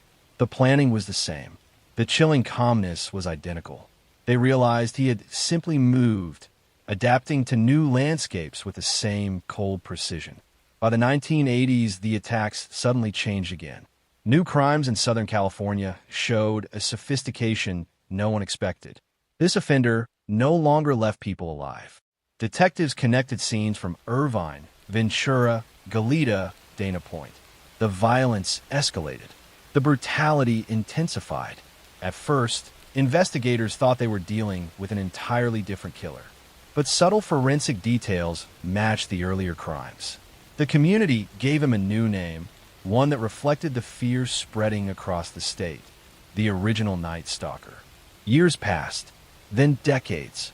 The attacks stopped in 1986. The man simply disappeared from the record. People moved, rebuilt, tried to forget. But the case files remained open. The detectives who once chased him retired. New detectives studied the same files again and again, hoping for something the previous generation missed. Technology improved. DNA databases expanded. But the identity of the killer remained unknown for more than 30 years. During these decades of silence, the man responsible lived a startlingly ordinary life. He bought groceries. He went to work. He raised a family. He blended into everyday routines so well that even those closest to him had no idea he carried a history that once paralyzed an entire state with fear. This was the part no one could accept. The predator who terrorized California had hidden inside a perfectly normal shell. Everything changed in the late 2010s when genealogical DNA techniques emerged. Cold case analysts uploaded genetic material from the crime scenes into public genealogy databases to look for distant relatives. The results pointed toward a single family with deep roots in California. From there, investigators built a family tree, tracing it branch by branch until one name stood out: Joseph James D'Angelo, a former police officer who had worked in the same regions where the attacks began. Detectives quietly followed him, collecting discarded items to compare with the old crime scene DNA. A tissue, an object from his trash, a sample from his car door handle. When the results came back, there was no doubt left. It was him. In April 2018, officers surrounded a small suburban home in Citrus Heights. D'Angelo stepped outside, wearing a calm expression, as though he had expected nothing more than a normal day. It was a strange moment for the detectives who had studied the case their entire careers. The figure standing in the driveway was older, thinner, grayer, but behind that aging exterior was the same man who once prowled through the night like a predator studying its hunting grounds. The arrest stunned the nation. For decades, people believed the Golden State Killer would never be caught. Many of the original detectives had passed away, carrying the frustration of an unsolved case to their graves. Families of victims had lived entire lifetimes without answers. And now, in a quiet Northern California neighborhood, the ghost they had chased for so long was suddenly flesh and blood, standing handcuffed beside a patrol car.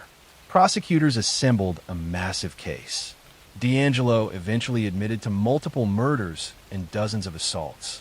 Courtrooms were filled with survivors who spoke about the fear that followed them for decades. Through it all, the man who once terrorized California remained mostly silent, staring ahead with an expression that revealed nothing. In 2020, he was sentenced to life in prison without the possibility of parole. What makes the Golden State Killer story so haunting is not just the scale of his crimes, but the longevity of his anonymity. He had slipped past countless patrols, blended into multiple cities, changed his hunting grounds, and left investigators with nothing but frustration. He lived in the same state where he committed his crimes, shopped in the same stores as his victims, walked in the same neighborhoods he once stalked. The truth is that some people build entire identities around appearing normal. They participate in everyday life, smile for photographs, pay taxes, and make plans. They hide the darkest parts of themselves underneath layers of routine. And for years, nobody sees the truth until a single piece of evidence unveils everything hiding beneath the surface. The story of the Golden State Killer is a reminder that even decades of silence cannot erase what happened, and justice can arrive even when it seems impossible. It shows how much dedication, technology, and persistence it takes to unmask someone who spent a lifetime pretending to be harmless. Next story, I'm going to tell you a story about a boarding house that became a death trap, about elderly lodgers who disappeared without trace, and about how one woman exploited the most vulnerable for decades.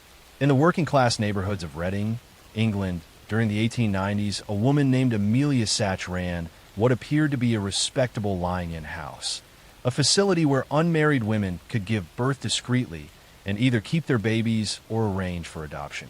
She worked with an associate named Annie Walters, who claimed to place babies with good families. Together, they offered desperate young women a solution to an impossible social problem in Victorian England, where unmarried motherhood meant complete social ruin. But Amelia Satch and Annie Walters were not finding homes for these babies. They were ending the infants' lives shortly after birth, keeping the fees mothers paid, and disposing of the tiny bodies. Between 1900 and 1902, they operated this deadly scheme, taking advantage of women who were already in desperate circumstances and had no power to follow up on their children's welfare. This is the story of Amelia Satch and Annie Walters, known as the Finchley Baby Farmers. In 1902, they were arrested after police discovered the body of an infant and traced it back to their operation. Investigation revealed they had been systematically ending the lives of newborns for financial gain. Their trial shocked Victorian England, and they became the last women executed together at Holloway Prison in 1903. Amelia Satch was born in 1873 in England. She came from working-class origins and worked as a nurse before establishing her lying-in house. She was intelligent and recognized a profitable opportunity in the desperate circumstances of unmarried pregnant women. Victorian society was unforgiving toward women who bore children outside marriage, and many would pay substantial sums for discretion and promises that their babies would be cared for. Annie Walters was born in 1856 and was older than Amelia. She presented herself as someone who arranged adoptions, claiming to have connections with families seeking to adopt infants. She would tell mothers that she had found perfect homes for their babies and would take the infants away, supposedly to deliver them to their new families. The two women worked together in a calculated partnership. Amelia would operate the lying-in house where women would come to give birth. She would deliver the babies, provide post-birth care, and convince mothers to allow adoption. Annie would then take the babies, supposedly to place them with families, but instead she would end their lives using various methods and dispose of the bodies. They charged mothers significant fees, claiming the money would cover the baby's care and adoption arrangements. In reality, they were simply keeping the money while eliminating the babies who would have required ongoing care and actual placement with families. The scheme was profitable and seemed safe because the victims were infants whose mothers were desperate to hide their existence. Their operation continued successfully until November 1902, when a police officer became suspicious of Annie Walters.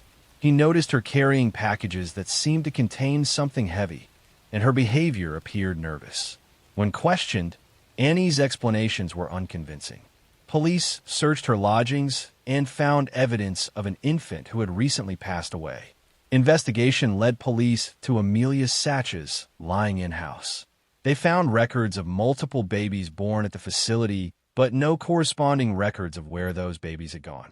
Mothers were contacted, and many confirmed they had paid Amelia and Annie to arrange adoptions, but had never received information about where their babies were placed or how to contact them. Authorities discovered that several infant bodies have been found in various locations around London over the previous months, and these could now be connected to the Satch Walters operation. The women had been disposing of bodies in rivers, vacant lots, and other locations where they hoped they would not be discovered or traced back to them. Amelia Satch and Annie Walters were arrested and charged with taking the lives of infants in their care. Their trial began in January 1903 and lasted several days. The prosecution presented evidence of babies born at Amelia's facility who had disappeared, mothers who had paid for adoption arrangements that were never completed, and infant bodies that could be traced to the defendants. The defense argued that some babies might have died for natural causes and that the women had simply failed to properly report these deaths. But the evidence showed a clear pattern of babies being taken from mothers, fees being collected, and infants systematically disappearing without any legitimate adoption records or evidence they had been placed with families. The jury convicted both women of deliberately ending infants' lives for financial gain. On January 23, 1903, they were sentenced to execution by hanging. The sentence was carried out on February 3, 1903, at Holloway Prison in London. Amelia Satch was 49 years old and Annie Walters was 47. They became the last two women to be executed together in England. Their case highlighted the vulnerability of unmarried mothers in Victorian society and the existence of baby farming operations that exploited desperate women. The social stigma of unmarried motherhood created conditions where women felt they had no choice but to surrender their babies to people like Satch and Walters, trusting promises that were complete lies. The case led to reforms in adoption regulations and oversight of facilities caring for infants. It sparked public discussion about the need for better support systems for unmarried mothers and stricter monitoring of adoption arrangements. These changes came too late for the victims of Satch and Walters, but helped protect future children. The mothers who had given their babies to Amelia and Annie lived with devastating knowledge that they had unknowingly paid for their own children's deaths. Many had been young women facing impossible choices in a society that offered them no support or compassion. They had believed their babies would have better lives with adoptive families, never suspecting the truth. Amelia Satch and Annie Walters represent a dark chapter in Victorian England's history, when vulnerable infants became commodities and desperate mothers became victims of predators who exploited their circumstances for profit. Their execution marked the end of their particular operation, but baby farming continued in various forms until stricter regulations finally made such crimes more difficult to commit and conceal. Next story. I'm going to tell you a story about a woman who became one of history's most prolific poisoners, about a household product saleswoman who turned arsenic into profit, and about how one person exploited poverty and desperation to commit crimes across an entire region. In the poverty-stricken neighborhoods of Naples, Italy, during the 1930s and 1940s, a woman named Leonarda Cianciulli ran a small shop where she sold soap and other household goods. She was known in the community as a fortune teller who would read palms and predict futures for local women. But Leonarda had a darker purpose. Between 1939 and 1940, she ended the lives of 3 women, turning their bodies into soap and tea cakes, which she then sold to unsuspecting customers or served to visitors in her home. This is the story of Leonarda Cianciulli, known as the soap maker of Correggio. She befriended lonely, vulnerable women, gained their trust, then took their lives and disposed of their bodies in the most horrific way imaginable. She claimed she was making sacrifices to protect her son, who had been conscripted into the Italian army during World War II, believing that by taking these lives, she could ensure his safe return. Her arrest in 1940 revealed crimes that shocked Italy and exposed a woman whose superstitions and desperation had transformed her into something monstrous. Leonarda Cianciulli was born on April 18, 1894, in Montella, Italy. Her childhood was marked by poverty and a domineering, abusive mother who reportedly told Leonarda she was cursed and unwanted. Leonarda grew up believing she was destined for misfortune, a belief reinforced by her mother's constant predictions of doom. As a young woman, Leonarda attempted to take her own life twice, unable to cope with her difficult circumstances and her mother's treatment. She married Raphael Pansardi in 1914, a man her mother disapproved of, which only deepened the family dysfunction. Her mother reportedly cursed the marriage, telling Leonarda that all her children would die. This curse seemed to come true in terrible ways. Leonarda became pregnant 17 times, but suffered 3 miscarriages and lost 10 children in their youth to various causes. Only 4 of her children survived to adulthood. These losses devastated Leonarda and reinforced her belief in curses and supernatural forces. She became obsessed with protecting her surviving children, particularly her eldest son Giuseppe. Leonarda became deeply involved in fortune-telling, palm reading, and superstitious practices. She believed she could see the future and that sacrifices were necessary to change fate. She moved to the town of Correggio, where she opened a small shop and established herself as a local fortune teller and advisor. In 1939, her beloved son Giuseppe was conscripted into the Italian army as World War II began. Leonarda was terrified he would be harmed or taken from her like so many of her other children. Her fear and superstition merged into a terrible plan. She convinced herself that human sacrifices would protect Giuseppe, that by taking the lives of others, she could ensure her son's survival. Leonarda targeted vulnerable women who came to her for fortune-telling and advice. Her first victim in 1939 was Faustina Setti, a lonely spinster who wanted help finding a husband. Leonarda pretended to have found a suitor for Faustina in another town, convincing her to write letters to family saying she was leaving. On the day of Faustina's supposed departure, Leonarda struck her with an axe, then dismembered the body. What Leonarda did next was particularly horrific. She cut the body into pieces and put the remains in a large pot with caustic soda, boiling it down. She claimed the mixture could be made into soap, which she then gave to neighbors and customers. She also reportedly made the blood into tea cakes that she served to visitors. Her second victim in 1940 was Francesca Soavi, another woman who had come to Leonarda for help and advice. Leonarda used the same method, convincing Francesca to write letters saying she was leaving town, then attacking and disposing of her in the same gruesome manner. The third victim was Virginia Cassioppo, a former opera singer who had fallen on hard times. Leonarda promised to help Virginia restart her career in Florence. Like the others, Virginia wrote letters announcing her departure, then was attacked and disposed of by Leonarda. Virginia's disappearance raised suspicions because her family was more persistent in searching for her than the previous victims' families had been. They reported that the last place Virginia had visited was Leonarda's shop. Police began investigating, and when they questioned Leonarda, her story about Virginia leaving town had inconsistencies. Under pressure from investigators, Leonarda confessed in full. She described her crimes in shocking detail, explaining her belief that the sacrifices would protect her son. She showed no remorse, insisting she had done what was necessary to keep Giuseppe safe. Her trial began in 1946 and shocked Italy.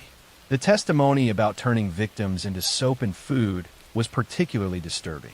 Leonarda was found guilty and sentenced to 30 years in prison and 3 years in a criminal asylum. The judge determined she was sane enough to stand trial, but that her superstitious beliefs had warped her judgment.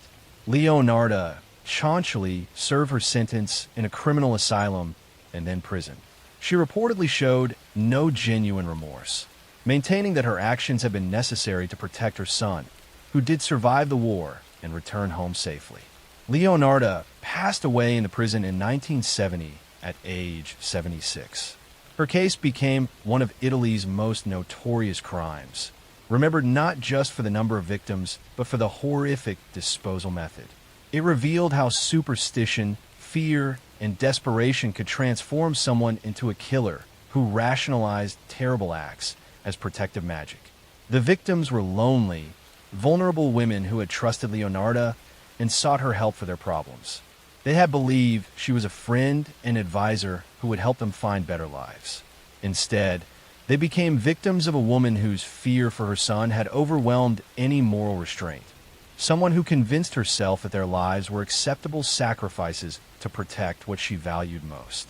Leonarda chaunchily stands as an example of how poverty, superstition, and trauma can warp human psychology, and how someone can commit terrible crimes while genuinely believing they are justified. Her victims deserve help and compassion, but instead encountered someone who saw them as nothing more than offerings to appease fate and protect her family from the curse she believed had followed her throughout her tragic life.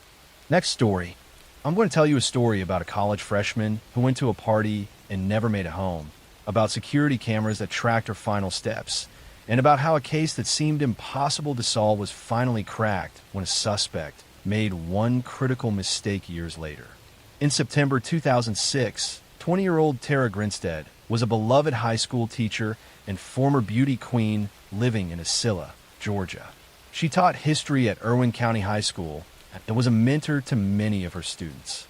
On October 22, 2006, Tara went to a beauty pageant where she was helping as a judge, and afterward, she attended a barbecue at a friend's house. That was the last time anyone saw her. When Tara didn't show up for work on Monday morning, her colleagues knew something was wrong. Tara was extremely reliable and would never miss work without calling. Friends went to her house to check on her and found her car parked outside and her cell phone and keys inside the home. The front door was locked and there were no obvious signs of a break-in or struggle. But Tara was gone. Police began investigating immediately, and the case quickly became one of Georgia's most high-profile missing person cases. Tara's disappearance made national news, and the small town of Ascilla was gripped with fear and speculation about what had happened to the popular teacher. Investigators found a latex glove in Tara's front yard that appeared to have been left recently, but testing didn't reveal whose it was. For over a decade, the case remained unsolved. Despite extensive investigations, numerous tips, and several persons of interest being questioned over the years, no one was ever charged. Tara's family never gave up hope of finding answers, and the case was featured on multiple true crime shows and podcasts, most notably on the podcast Up and Vanished, which brought renewed attention to the case in 2016. Then in February 2017, over 11 years after Tara disappeared, investigators got the break they had been waiting for. A man named Ryan Duke was arrested and charged with taking Tara Grinstead's life. Duke had been a student at Irwin County High School and would have known who Tara was, though he was not one of her students. The arrest shocked the community because Duke had never been a major suspect in the case. According to the investigation, Ryan Duke confessed to a friend about what he had done, and that friend eventually went to authorities. Duke told investigators that he had broken into Tara's home intending to commit burglary. He claimed he was high on drugs at the time, and that when Tara woke up and confronted him, he panicked and attacked her, strangling her to death. Duke said he then enlisted the help of a friend named Bo Dukes to dispose of Tara's body. According to the confession, the two men took Tara's body to a pecan orchard that belonged to Bo Dukes' family, where they burned her remains and scattered the ashes.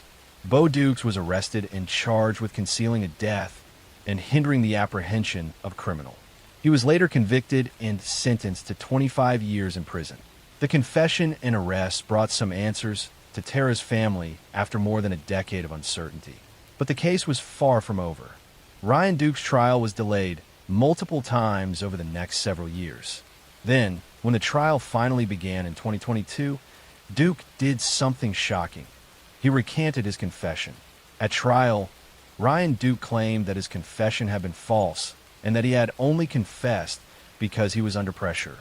He now claimed that Bo Dukes was actually the one who had taken Tara's life and that he, Ryan, had only helped dispose of the body. Duke testified that Bo had told him he killed Tara and forced him to help burn her remains, threatening him to keep quiet about it. The trial became a complicated he-said situation. Bo Dukes was already in prison and chose not to testify, exercising his Fifth Amendment right. The prosecution had Ryan Duke's original confession where he admitted to strangling Tara, but Duke was now claiming that confession was coerced and false. The defense argued that Bo Dukes was the real killer and that Ryan had been wrongly blamed. The jury heard testimony about the investigation, about the latex glove found in Tara's yard, and about the lack of physical evidence directly tying Ryan Duke to the scene. They heard Ryan Duke's confession and his explanation for why he now said it wasn't true. They had to decide whether to believe Duke's original confession or his trial testimony claiming innocence. In May 2022, after several days of deliberation, the jury reached a surprising verdict. They found Ryan Duke not guilty of taking Tara Grinstead's life. However, they did convict him of concealing a death, finding that he had helped dispose of her body, even if they weren't convinced beyond reasonable doubt that he had been the one to kill her. Duke was sentenced to 10 years in prison, with credit for time already served while awaiting trial. The verdict was devastating for Tara's family and friends. After waiting 16 years for justice, the person who confessed to ending Tara's life was acquitted of that charge. Many people in the community believe that Ryan Duke had gotten away with taking a life, while others felt the jury had done the right thing given the lack of physical evidence and the recanted confession. Bo Dukes remains in prison, serving his sentence for concealing Tara's death and hindering the investigation.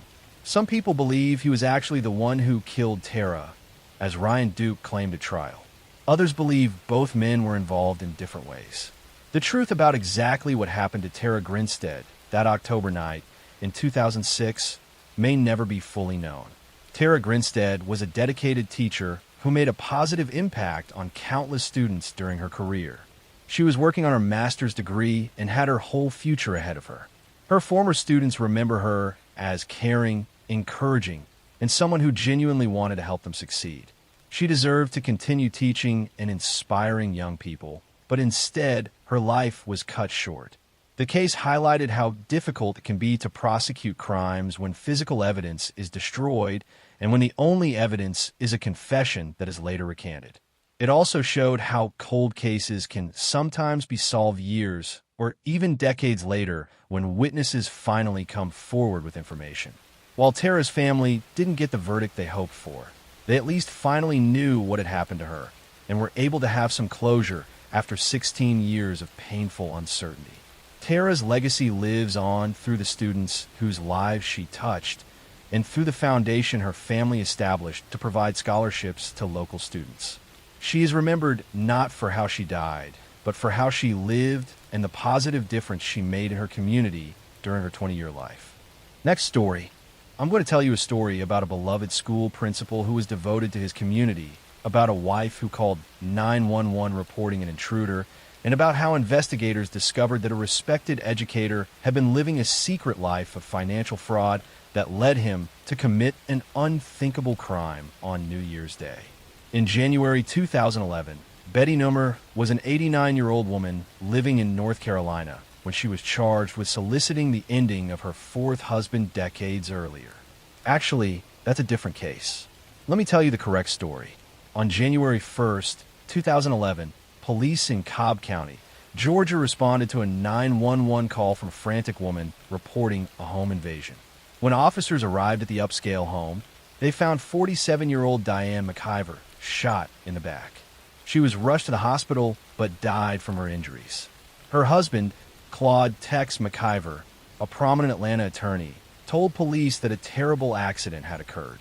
According to Tex's account, he and Diane had been riding in the back seat of their SUV while a family friend drove them home from their farm. Tex said he had dozed off while holding his handgun for protection because they were driving through what he considered a dangerous neighborhood. He claimed the gun accidentally discharged when a vehicle hit a bump, and the bullet struck Diane in the back, passing through the seat. The story seemed tragic, but plausible at first. Tex appeared devastated by his wife's death. Diane had been a successful businesswoman who was president of a marketing company, and the couple had been married for several years.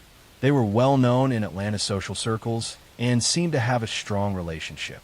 The shooting was initially treated as a terrible accident, but as investigators examined the evidence more closely, questions began to emerge. The trajectory of the bullet and the position where Diane was sitting didn't quite match Tex's account of an accidental discharge. Detectives also learned that the couple's finances were not as healthy as they appeared. Tex had been having serious money problems and had been borrowing large amounts from Diane to cover his expenses and debts. Investigators discovered that Tex stood to inherit a substantial amount of money from Diane's estate if she died. Diane had significant assets, including property and business interests worth millions of dollars. Tex was the beneficiary of her estate, and her death would solve all his financial problems. The supposed accident was beginning to look like something more deliberate. Police also learned that Tex had waited a surprisingly long time to call 911 after Diane was shot. Instead of immediately calling for help, he had the driver take them to a hospital that was farther away than other closer emergency rooms. The delay and the choice of hospital raised questions about whether Tex had been trying to ensure Diane wouldn't survive or had been stalling for some reason. In September 2016, nearly 2 years after Diane's death, Tex McIver was arrested and charged with felony murder and other crimes related to Diane's shooting. Prosecutors argued that Tex had deliberately shot his wife to inherit her money and solve his financial crisis. They believed the accident story was a cover-up for a calculated killing. Tex's trial began in March 2018 and attracted significant media attention in Atlanta. The prosecution presented evidence about Tex's financial problems and his motive to inherit Diane's wealth. They brought in ballistics experts who testified that the shooting could not have happened the way Tex described. They presented testimony from the driver who had been in the vehicle that night, who described Tex's behavior as suspicious. The defense maintained that the shooting was a tragic accident. They argued that Tex had been holding the gun for protection and had dozed off, and the weapon had accidentally fired when the SUV hit a bump. They portrayed Tex as a grieving widower who was being prosecuted for an unfortunate accident. They emphasized Tex and Diane's apparently loving relationship and suggested that Tex had no reason to harm his wife. However, prosecutors presented evidence that contradicted the image of a happy marriage. They showed that Tex had been controlling Diane's finances and had been pressuring her to change her will.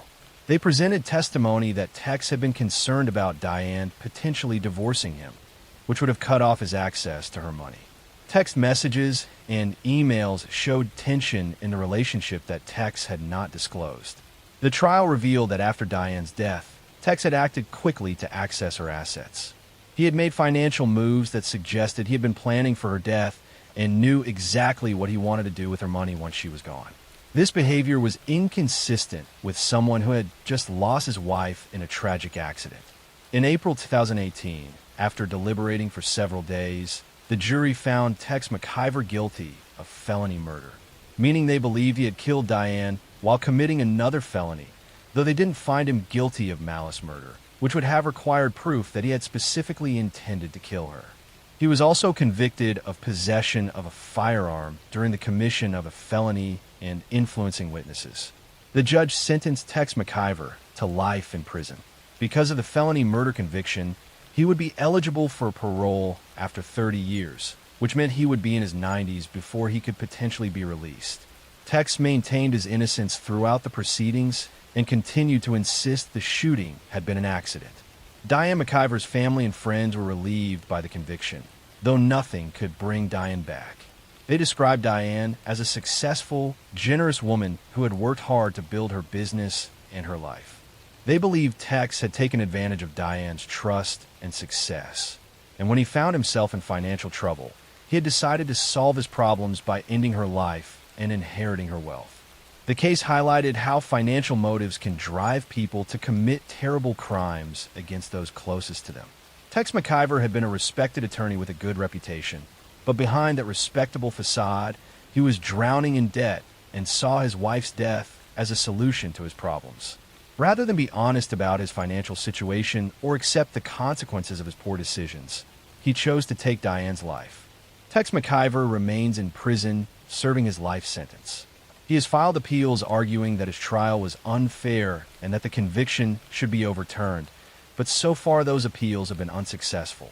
Diane McIver's memory lives on through the business she built and the people whose lives she touched during her 64 years. She deserved to enjoy the success she had earned and to live out her life on her own terms. But instead, her life was cut short by someone who valued money more than the woman who had supported him for years. Next story. I'm going to tell you a story about a teenage girl who was walking home from a party, about a security camera that captured a figure following her in the darkness, and about how a case that seemed impossible to solve was finally cracked when investigators found DNA evidence on a piece of clothing that had been discarded years earlier. In February 2013, 17-year-old Brittany Drexel left her home in Rochester, New York to go on spring break to Myrtle Beach, South Carolina with friends. Her mother Dawn had told Brittany she couldn't go on the trip, but Brittany went anyway without permission. She arrived in Myrtle Beach on April 22, 2009, and was staying at a hotel with friends, excited to enjoy the beach and the freedom of spring break.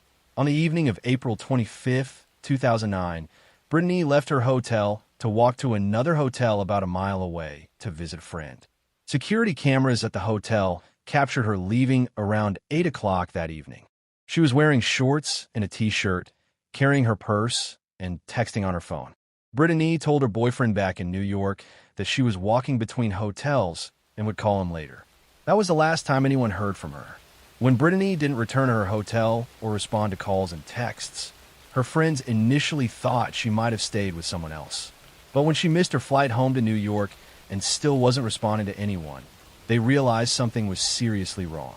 Brittany's mother Dawn reported her missing, and police in both New York and South Carolina began investigating. Investigators tracked Brittany's cell phone and found that it had pinged off towers moving south from Myrtle Beach toward Georgetown, South Carolina, about 60 miles away. The phone then went dead, never to be used again. This suggested Brittany had either been taken somewhere against her will or had gotten into a vehicle that took her away from the Myrtle Beach area. Police reviewed surveillance footage from hotels and businesses along Ocean Boulevard in Myrtle Beach, the main strip where Brittany had been walking. The footage showed Brittany leaving one hotel and walking alone toward her destination. Then, in footage from outside another hotel, a dark-colored SUV could be seen in the area around the time Brittany would have been walking past. The vehicle appeared to slow down near where Brittany would have been walking. Despite this lead and extensive searches throughout the area, Brittany vanished without a trace. Her disappearance became a high-profile case with regular media coverage and massive search efforts. Dawn Drexel never gave up looking for her daughter, making countless trips to South Carolina to search and keep attention on the case. She appeared on television shows and distributed thousands of flyers, desperate for any information. For 13 years, the case remained unsolved. Various theories emerged, including rumors about human trafficking and gang involvement, but nothing was ever substantiated. Tips came in regularly, but none led to finding Brittany or determining what had happened to her. Dawn lived in agony, not knowing if her daughter was alive or dead, unable to move forward or find closure. Then in May 2022, a major breakthrough occurred. Police arrested 62-year-old Raymond Moody, a registered sex offender who had been living in the Georgetown area in 2009. Moody had actually been questioned early in the investigation, but had denied any involvement. Now, 13 years later, investigators had developed evidence connecting him to Brittany's disappearance. During interrogation, Raymond Moody confessed to taking Brittany Drexel's life. According to his confession, he had been driving through Myrtle Beach on the night of April 25, 2009, when he saw Brittany walking alone. He approached her and through some means got her into his vehicle, then drove her to his property in Georgetown County. He admitted to strangling Brittany and then burying her body in a wooded area. Following Moody's confession, he led investigators to a location in Georgetown County where he said he had buried Brittany. Cadaver dogs and ground-penetrating radar confirmed the presence of human remains. Excavation of the site revealed skeletal remains that were later positively identified through dental records as Brittany Drexel. After 13 years, Brittany had finally been found. The discovery brought Dawn Drexel both relief and renewed grief. She finally knew what had happened to her daughter and could bring Brittany home for a proper burial. But learning the details of how Brittany had died and that she had been so close by all those years was devastating. Dawn had traveled to South Carolina countless times searching for Brittany, never knowing her daughter was buried in the area she had been searching. Raymond Moody was charged with kidnapping and taking Brittany's life. He pleaded guilty to both charges in October 2022 to avoid a potential death penalty. He was sentenced to life in prison without the possibility of parole. During the court proceedings, Dawn Drexel gave a powerful victim impact statement, telling Moody that he had not just taken her daughter's life, but had tortured her family for 13 years by hiding what he had done. The investigation revealed that Moody had a long history of violence against women. He had previous convictions, including an incident where he had kidnapped and assaulted a woman in California in 1983. He had been required to register as a sex offender and had been living in South Carolina at the time of Brittany's disappearance. Questions arose about why someone with Moody's violent history hadn't been more thoroughly investigated earlier. Brittany Drexel was a teenager who made a typical teenage decision to defy her mother and go on spring break with friends. She should have been able to walk between hotels safely and return home with stories about her trip. Instead, she encountered Raymond Moody, a predator who saw a young woman walking alone as an opportunity to commit violence. The case highlighted the dangers young people face during spring break and other travel situations where they may be in unfamiliar locations without adequate supervision. Brittany's decision to walk alone at night in an area she didn't know well put her at risk, though nothing she did justified what happened to her. Dawn Drexel has spoken about the importance of young people staying together in groups, maintaining contact with family, and being aware of their surroundings. She has also worked to raise awareness about predators like Moody and the need for better tracking of sex offenders. Brittany's case has become a cautionary tale about the real dangers that exist and the importance of making safe choices. Raymond Moody remains in prison where he will spend the rest of his life. He robbed Brittany of her future and her family of 13 years of knowing what had happened to her.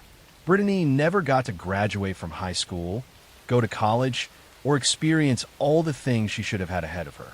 Her life ended at 17 at the hands of a monster who chose to prey on a vulnerable young woman walking alone. Next story.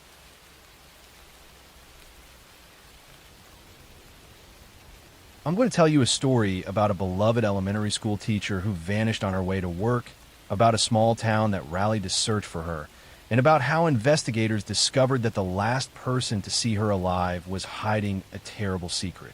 In October 2020, 39-year-old Tara Grinstead was a high school history teacher and former beauty queen in Isilla, Georgia. She was beloved by her students and active in her community. On October 22, 2005, Tara attended a beauty pageant where she was helping as a judge, then went to a barbecue at a friend's house. That was the last time anyone saw her alive.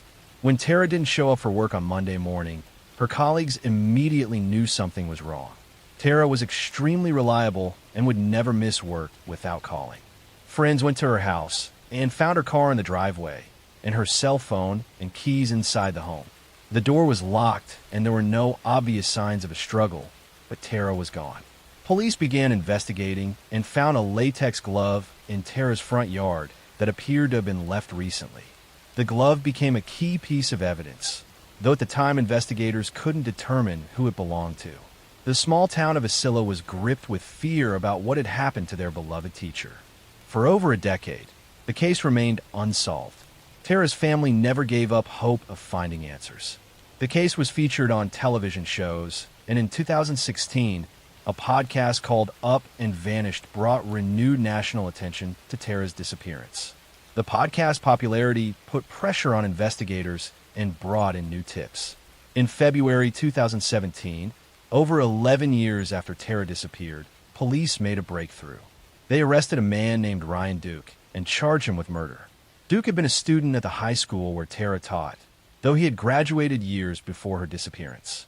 The arrest shocked the community because Duke had never been considered a major suspect. According to the investigation, Ryan Duke confessed to a friend about what he had done, and that friend eventually went to authorities. Duke told investigators he had broken into Tara's home intending to commit burglary while he was high on drugs. He claimed Tara had woken up and confronted him, and he panicked and strangled her. He said he then got help from a friend named Bo Dukes to dispose of her body. Bo Dukes was arrested and charged with concealing a death and hindering the apprehension of a criminal. According to the confession, the two men had taken Tara's body to a pecan orchard owned by Bo's family, where they burned her remains. Bo was convicted and sentenced to 25 years in prison for his role in covering up the crime. Ryan Duke's trial was delayed multiple times over several years. When it finally began in 2022, Duke shocked everyone by recanting his confession. He now claimed that he had lied about killing Tara and that Bo Dukes was actually the one responsible. Duke testified that Bo had told him he killed Tara and forced him to help dispose of the body, threatening him to keep quiet. The trial became a complicated situation where the two men were blaming each other. Bo Dukes was already in prison and chose not to testify, exercising his Fifth Amendment right. The prosecution had Duke's original confession where he admitted to strangling Tara, but Duke was now saying that confession had been false and coerced. The jury heard testimony about the investigation, the latex glove found in Tara's yard, and the lack of physical evidence directly linking Duke to the scene beyond his confession. They heard Duke's explanation that he had only confessed because he felt pressured and that the real killer was Bo Dukes. They had to decide whether to believe Duke's original confession or his trial testimony. In May 2022, after several days of deliberation, the jury reached a surprising verdict. They found Ryan Duke not guilty of murder. However, they did convict him of concealing a death, finding that he had helped dispose of Tara's body even if they weren't convinced beyond reasonable doubt that he had been the one to kill her. Duke was sentenced to 10 years in prison with credit for time already served. The verdict was devastating for Tara's family and the community. After waiting 17 years for justice, the person who confessed to killing Tara was acquitted of that charge. Many people believe Duke had gotten away with murder, while others felt the jury had done the right thing given the recanted confession and lack of physical evidence. The case raised difficult questions about confessions that are later recanted and about how to prosecute cases where physical evidence has been destroyed. Tara's body had been burned, eliminating most forensic evidence that might have definitively proved who killed her. Without her remains to examine and without physical evidence at the scene, the case relied heavily on Duke's confession, which he later claimed was false. Tara's family believes that Ryan Duke was responsible for her death and that the jury made a mistake in acquitting him. They feel that his detailed confession and the circumstances of the case prove his guilt beyond the reasonable doubt standard. But without a conviction, they have been denied the full justice they sought. The case highlighted the challenges of prosecuting crimes when crucial evidence has been destroyed and when confessions are disputed. It also showed how cold cases can sometimes be solved years or even decades later when witnesses finally come forward with information, though the passage of time can make successful prosecution more difficult. Tara Grinstead was a dedicated teacher who made a positive impact on countless students. She was working toward her master's degree and had her whole future ahead of her. She deserved to continue teaching and inspiring young people. But instead her life was cut short, and the truth about exactly what happened to her that October night in 2005 remains disputed. Her legacy lives on through the Tara Grinstead Memorial Scholarship that provides funds for local students pursuing education degrees. The case also brought attention to the power of podcasting in reviving interest in cold cases and generating new leads. While Tara's family didn't get the verdict they hoped for, they at least finally know what happened to her and were able to bring some form of accountability to those involved in her death and its cover-up. Next story. I'm going to tell you a story about a young pregnant woman who went missing on Christmas Eve, about a husband whose story kept changing, and about how a seemingly devoted, expectant father became the prime suspect in one of the most publicized murder cases of the early 2000s. In December 2002, 27-year-old Lacey Peterson was 8 months pregnant with her first child, a son she and her husband Scott planned to name Connor. The couple lived in Modesto, California, and Lacey was excited about becoming a mother. She had already decorated a nursery and was preparing for the baby's arrival. On Christmas Eve 2002, Scott reported Lacey missing, claiming she had gone for a walk with their dog and never returned home. Scott told police that he had left that morning to go fishing at Berkeley Marina, about 90 miles away. He said when he returned home around 4:30 in the afternoon, Lacey was gone. Her car was in the driveway. Her purse was in the house, but Lacey had vanished. Their dog had been found wandering the neighborhood, still wearing its leash, suggesting something had gone wrong during the walk. The disappearance of a pregnant woman just before Christmas generated massive media attention. Lacey's family organized search efforts, and thousands of volunteers distributed flyers with her picture throughout California. Lacey's face appeared on national television as her family pleaded for information about her whereabouts. Scott appeared at some of these events, but often seemed detached and unemotional. As investigators dug into Scott's story, inconsistencies began to emerge. Scott claimed he had gone fishing on Christmas Eve, which seemed unusual. He couldn't remember specific details about his fishing trip, like what kind of fish he was trying to catch. Security cameras at the marina showed Scott's truck there, but the images were unclear about exactly what he was doing. Detectives discovered that Scott had been having an affair with a massage therapist named Amber Fry. Scott had told Amber he was single and had even told her in early December that this would be his first Christmas without his wife, implying she had died. This conversation occurred 2 weeks before Lacey actually disappeared. Amber had no idea Scott was married with a pregnant wife until she saw news coverage of Lacey's disappearance. When Amber realized who Scott was, she contacted police and agreed to cooperate with their investigation. She began recording her phone conversations with Scott. In these calls, Scott continued lying to Amber, claiming he was traveling in Europe when he was actually in Modesto participating in searches for his missing wife. His elaborate deceptions demonstrated a pattern of dishonesty and manipulation. On April 13, 2003, nearly 4 months after Lacey disappeared, a couple walking their dog along the shore of San Francisco Bay discovered the body of a baby boy. The next day, a badly decomposed body of a woman washed up about a mile away.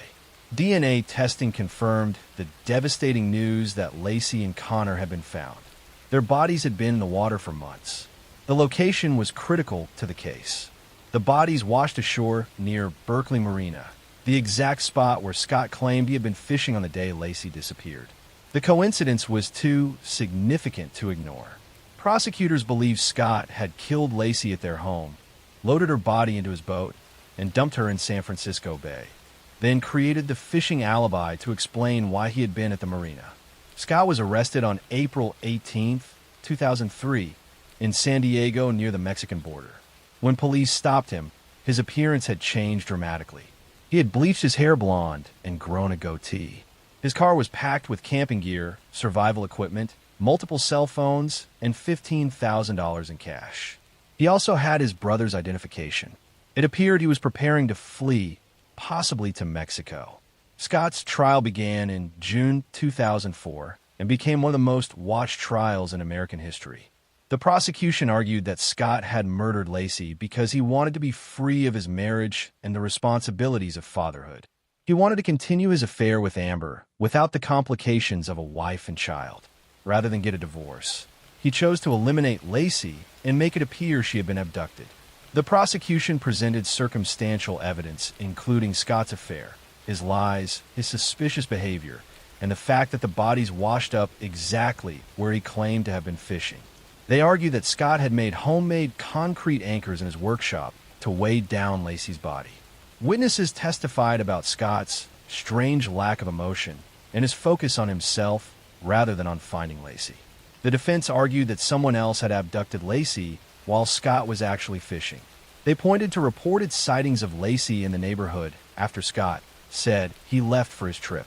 They couldn't explain the location where the bodies were found or Scott's numerous lies, but they tried to create reasonable doubt by suggesting unknown assailants were responsible. Amber Frey's testimony was particularly damaging.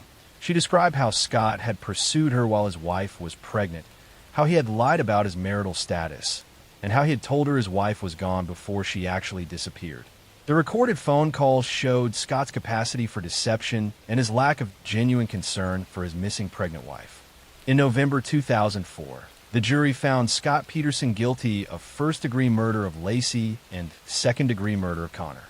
The different degrees reflected the jury's belief that killing Lacey was premeditated while Connor's death was a consequence of killing his mother.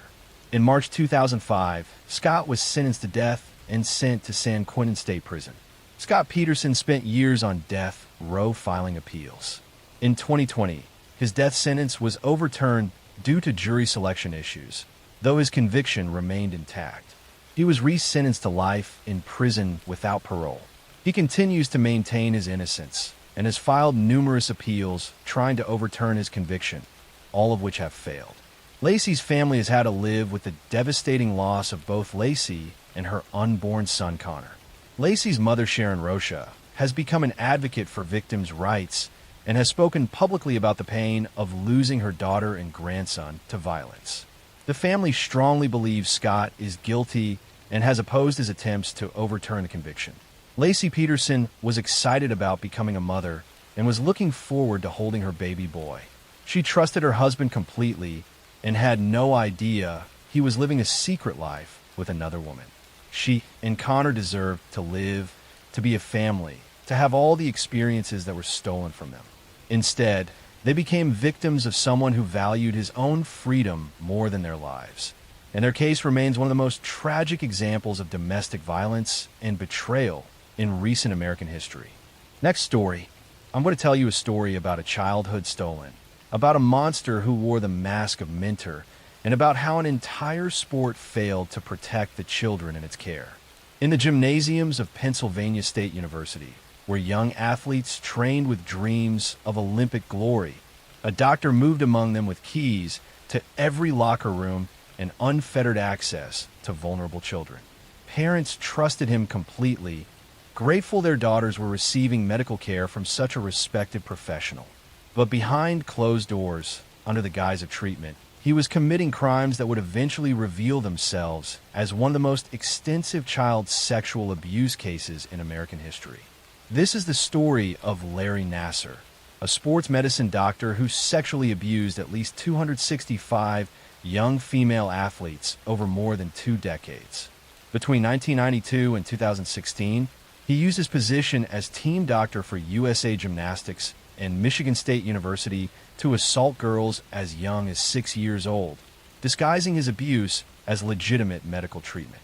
His crimes were enabled by institutions that ignored complaints, silenced victims, and protected their reputations rather than the children in their care. Lawrence Gerard Nassar was born on August 16, 1963, in Farmington Hills, Michigan. He grew up in a middle-class family where education and achievement were valued. His childhood appeared unremarkable, with no obvious signs of the predator he would become. He was intelligent and focused, showing early interest in sports medicine and athletic training. Larry attended Michigan State University, earning undergraduate and graduate degrees in kinesiology before attending medical school. He was drawn to sports medicine, particularly gymnastics, where he saw opportunity to work with elite young athletes. He completed his training and became licensed as an osteopathic physician, gaining credentials that would give him authority and trust.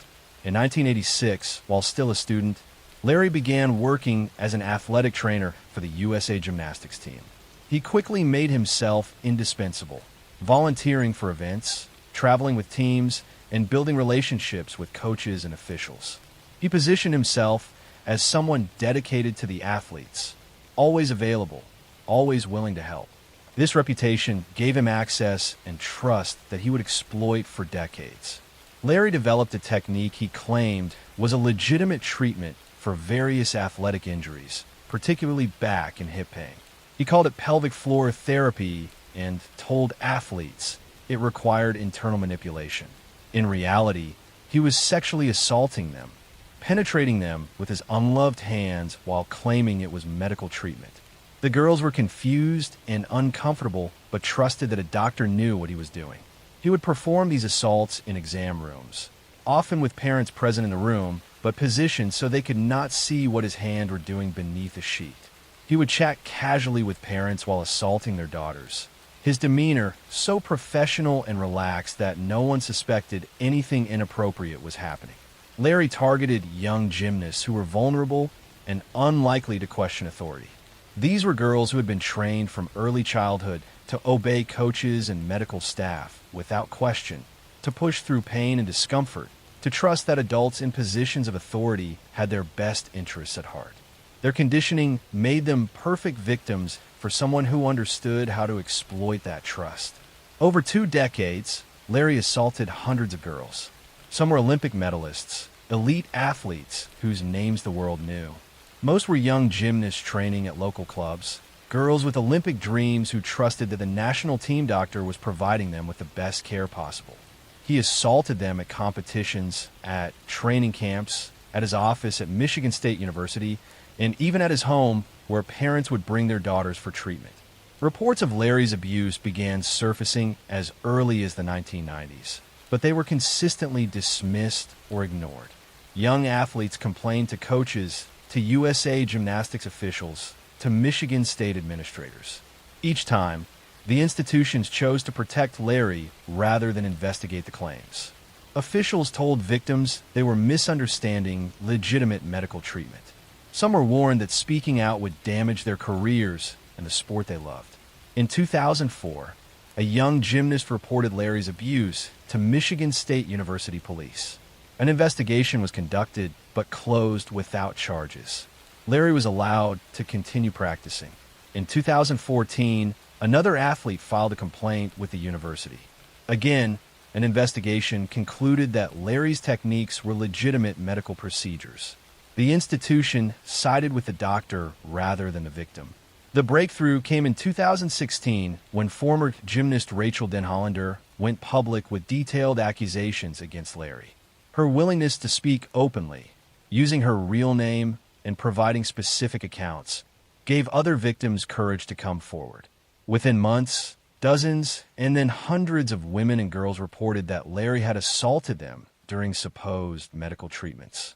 Investigations by police and journalists revealed the staggering scope of Larry's crimes and the systematic failures by USA Gymnastics and Michigan State University to protect children in their care.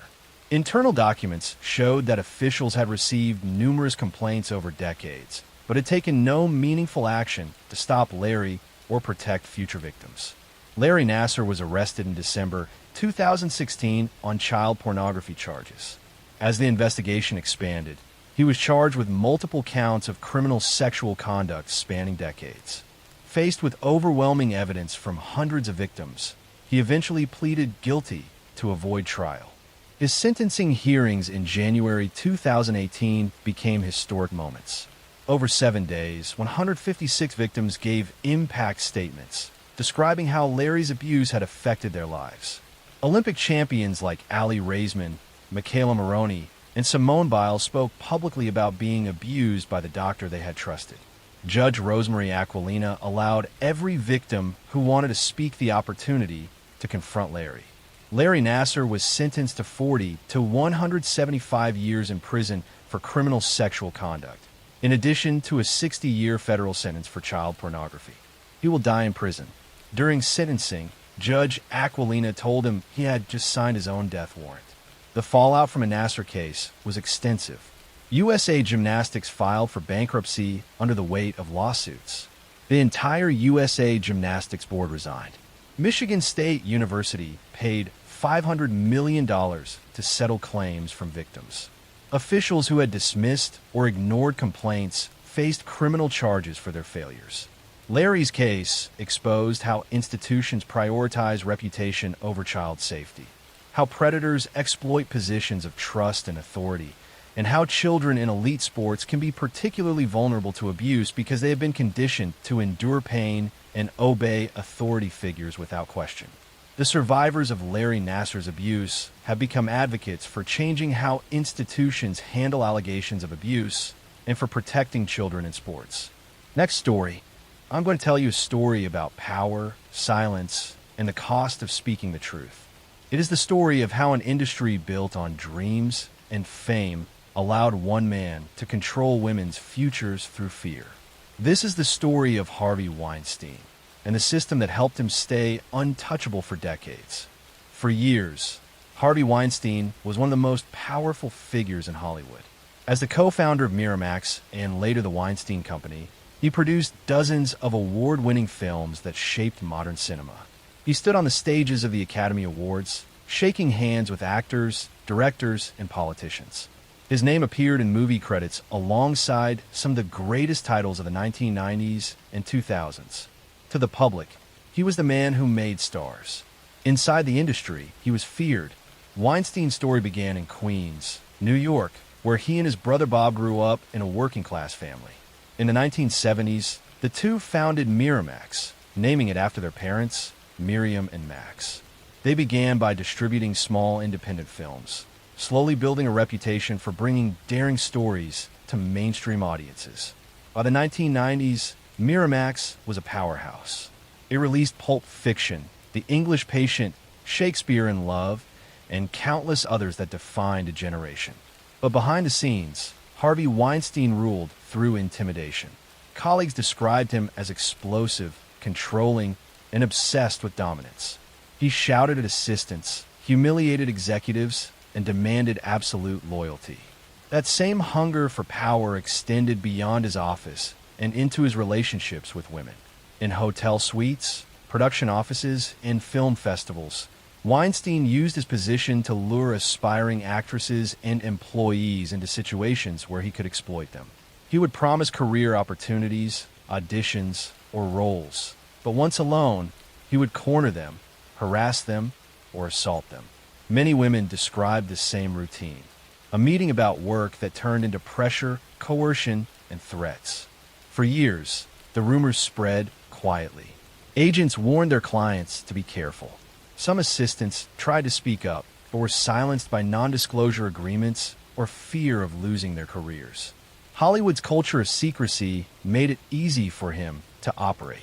His films employed thousands, his influence stretched across studios, and his donations reached politicians and charities. Speaking against him meant risking everything. When women did try to go public, the system around Weinstein reacted to protect him. Lawyers threatened lawsuits. Tabloids were used to discredit victims. In some cases, private investigators were hired to track women who were considering speaking out. The first public cracks appeared in 2015 when actress Ashley Judd mentioned an unnamed studio executive who had made inappropriate advances toward her. Her story drew attention, but no one named Weinstein yet. That would change 2 years later.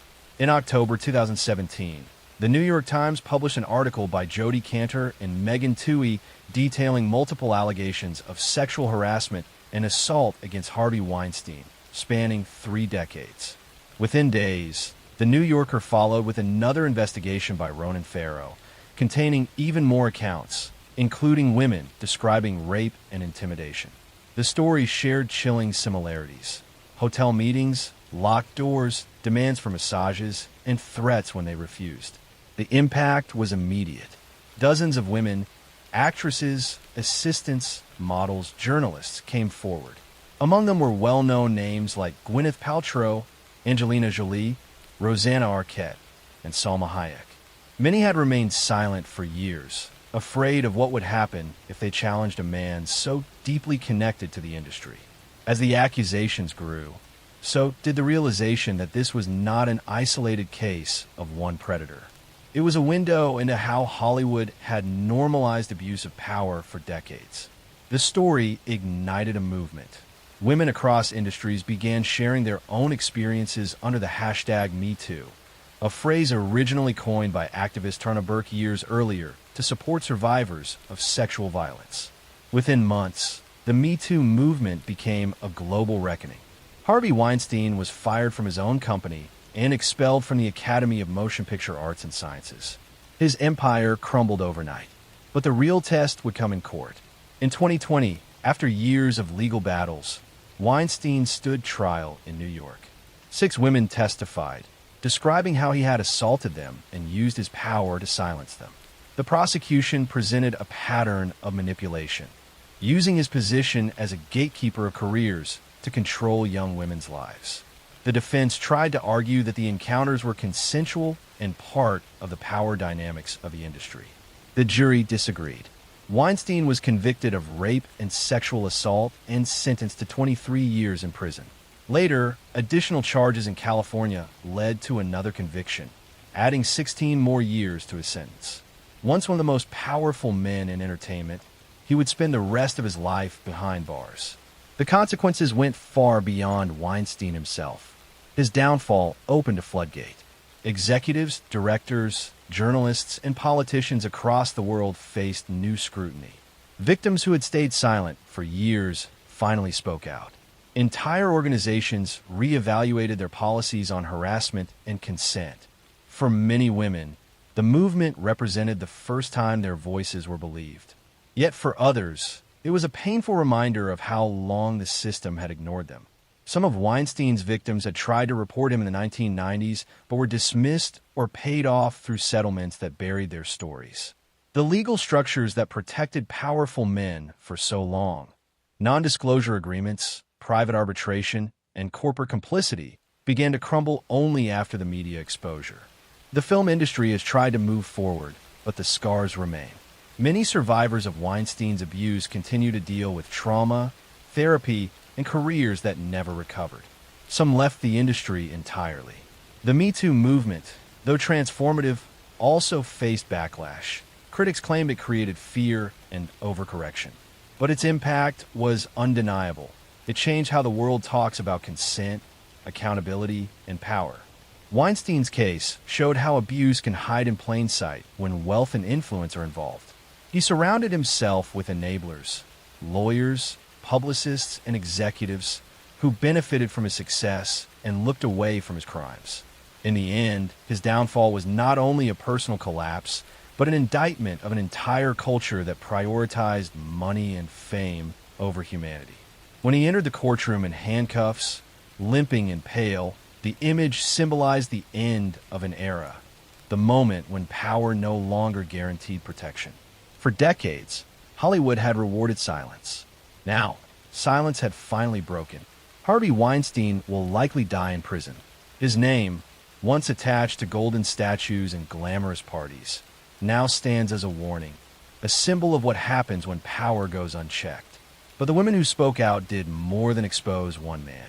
They exposed a system built on fear and silence, and they changed the world by refusing to stay quiet.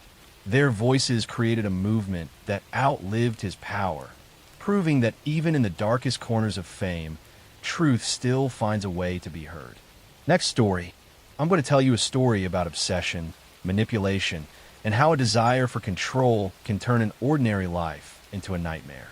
This is the story of Ariel Castro, a man whose quiet presence masked unspeakable evil and the crimes that shocked a city, a nation, and ultimately the world.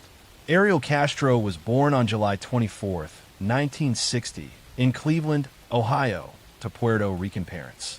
His early life was difficult. His father was reportedly strict and sometimes abusive, and the family struggled financially. Ariel had an older brother and 2 sisters, and those closest to him described him as shy, withdrawn, and emotionally unstable. From a young age, he exhibited signs of possessiveness and control, though few realized how far these tendencies would later escalate. As a teenager, Castro was considered socially awkward. He struggled in school and often kept to himself. While some classmates described him as polite and courteous, others noticed his temper and his obsession with asserting dominance over situations he could control. He later worked as a bus driver for the Cleveland Transit System, a job that gave him access to the city and allowed him to blend into everyday life while planning darker acts in secret. In the early 1990s, Castro's life took a seemingly ordinary turn. He married, had children, and bought a house in a quiet Cleveland neighborhood. Friends and neighbors saw a family man, someone who appeared caring and stable. But behind closed doors, a darker side of his personality was developing, fueled by a desire to control and dominate. In 2002, Ariel Castro's obsession turned horrific. He began targeting young women in the Cleveland area, luring them into his home with promises of friendship, work opportunities, or help. Once inside, his charm disappeared, replaced by a chilling need for control and domination. Castro kidnapped Michelle Knight, Amanda Berry, and Gina De Jesus over a period spanning from 2002 to 2004. Each woman was held captive for years in his house, subjected to unimaginable abuse, and stripped of any autonomy. Michelle Knight was the first victim. On August 23, 2002, she was 21 years old when Castro abducted her. He held her for over a decade, convincing her that no one could help her and isolating her completely. 2 years later, he kidnapped Amanda Berry, then 16, and in 2004, Gina De Jesus, age 14. Each woman was subjected to physical, emotional, and sexual abuse, all under Castro's careful control. He installed locks and barricades, removed phone lines, and constantly monitored their movements, creating an environment of fear and helplessness. The house itself became a prison, with secret rooms, padlocks, and surveillance to ensure the victims could not escape. Castro manipulated them psychologically, alternating between cruelty and false kindness to maintain control. He allowed the women to move only under his supervision, forbade contact with the outside world, and created a system where they were entirely dependent on him. For over a decade, the women endured this captivity, surviving through resilience, small acts of defiance, and the hope that someone, someday, would notice their absence. Outside, neighbors in the community noticed nothing unusual. Castro presented himself as a normal man, driving his bus, working, and interacting politely with neighbors. His crimes went unnoticed because he was careful, calculated, and able to hide in plain sight. The breakthrough came on May 6, 2013. Amanda Berry, pregnant at the time, managed to escape when Castro left a door unlocked. She ran down the street, screaming for help, and neighbors intervened. Police arrived and discovered Michelle Knight and Gina De Jesus still confined in the house. The rescue shocked Cleveland and the entire nation, revealing the true extent of Castro's cruelty. Authorities investigated the house and found evidence of the horrific abuse the women had endured. They discovered physical restraints, damaged doors, and evidence of prolonged captivity. The women described years of psychological torment, repeated sexual assaults, and the constant fear of death. Castro's careful planning and ability to maintain a facade of normalcy made the revelations even more disturbing. He had lived among neighbors, friends, and co-workers for years while committing acts of unimaginable cruelty in his own home. Ariel Castro was arrested and charged with kidnapping, rape, and murder charges related to the abuse. During the legal proceedings, prosecutors highlighted not only the physical and sexual abuse, but also the psychological manipulation, control, and terror Castro had imposed. In July 2013, he pled guilty to 937 criminal counts, including aggravated murder for the death of a fetus born by Amanda Berry. He was sentenced to life in prison without the possibility of parole, plus 1,000 years, a sentence designed to ensure he would never be free again. The story of Ariel Castro shocked the world, not only because of the crimes themselves, but because of how someone who seemed ordinary, even kind on the surface, could commit such horrors in secrecy. Psychologists examining the case later noted patterns of extreme control, narcissism, and sadism, combined with the ability to mask true intentions behind charm and civility. Castro's actions became a case study in how predators can hide in plain sight, exploiting trust, routine, and societal assumptions about normalcy. The aftermath of the case focused on the resilience of the victims. Michelle Knight, Amanda Berry and Gina De Jesus rebuilt their lives, becoming advocates for survivors of abuse and kidnapping. Their courage and strength highlighted the human capacity to survive even the most unimaginable trauma. Meanwhile, Cleveland and the nation grappled with the horrifying realization that someone living among them had committed such calculated, prolonged evil. The Ariel Castro case remains one of the most disturbing modern crimes in U.S. history, demonstrating the danger of obsession, the extremes of psychological manipulation, and the terrifying truth that evil can exist behind the most ordinary of doors. It is a story of horror, yes, but also of survival, resilience, and the unbreakable human spirit, showing that even in the darkest situations, hope and courage can prevail. Next story. I'm going to tell you a story about a woman who turned grief into greed, about insurance policies that became death sentences, and about how one person exploited the trust of an entire community for decades. In the coal mining regions of Alabama during the 1970s and 1980s, Black Widow Blanche Taylor more seemed like an unlucky woman plagued by tragedy. Her family members and romantic partners kept passing away from mysterious illnesses, lingering afflictions that caused suffering before finally claiming their lives. The community rallied around Blanche, offering sympathy and support as she endured loss after devastating loss. She collected life insurance policies, presented herself as a devoted caregiver, and moved from one relationship to the next. No one suspected that Blanche was systematically poisoning the people closest to her, ending their lives slowly with arsenic while collecting money and sympathy. This is the story of Blanche Taylor Moore, who between 1966 and 1989 poisoned at least 2 people fatally and harmed several others, including her own mother. She used arsenic obtained from ant poison, administering small doses over extended periods to make the poisoning appear as natural illness. Her crimes went undetected for over 2 decades until a suspicious doctor finally tested for poison and discovered the truth. Her arrest and conviction in 1990 revealed how easily someone can harm others when their method mimics natural disease and the victims trust them completely. Blanche Kaiser was born in 1933 in North Carolina. She grew up in poverty during the Great Depression and World War II, in a family that struggled to provide basic necessities. Her childhood was marked by hardship and instability, though no specific abuse or trauma has been documented. She married young to James Taylor, and they had 2 daughters together. The marriage was unhappy from the beginning. James had difficulties with employment and substance issues that created financial stress. Blanche worked various jobs to help support the family while also caring for her children. By the early 1960s, the marriage was deteriorating, but divorce was expensive and socially stigmatized, making Blanche feel trapped in an unsatisfying situation. In 1966, James Taylor became mysteriously ill with symptoms including nausea, vomiting, and severe gastrointestinal distress. He lingered for months, suffering from symptoms that doctors could not fully explain. He passed away in 1966, and his passing was attributed to natural causes related to his various health issues.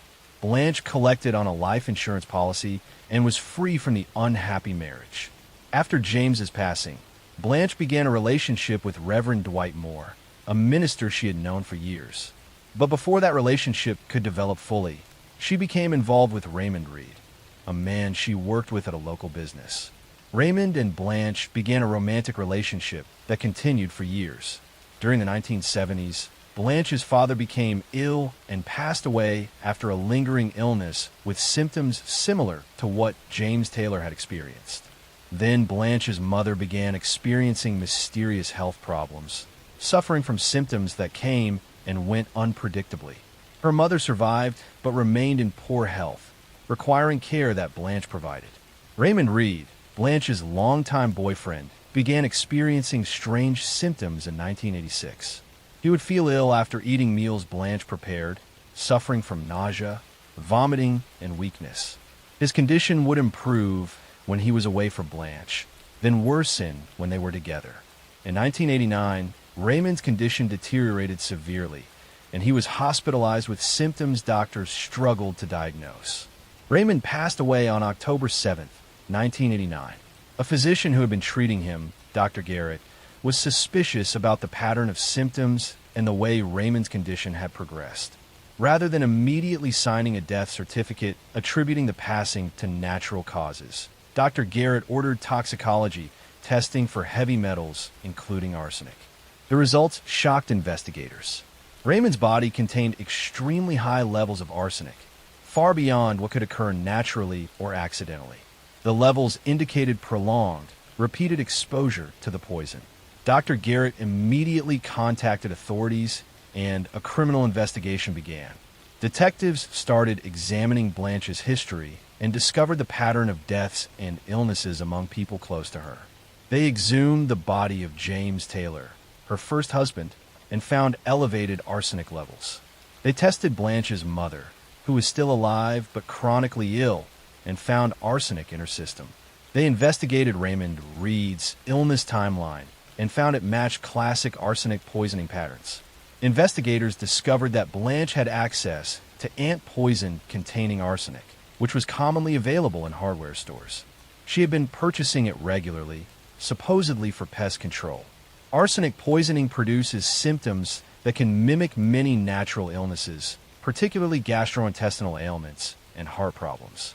By administering small doses over long periods, Blanche had made her poisonings appear as chronic illnesses rather than acute poisoning events.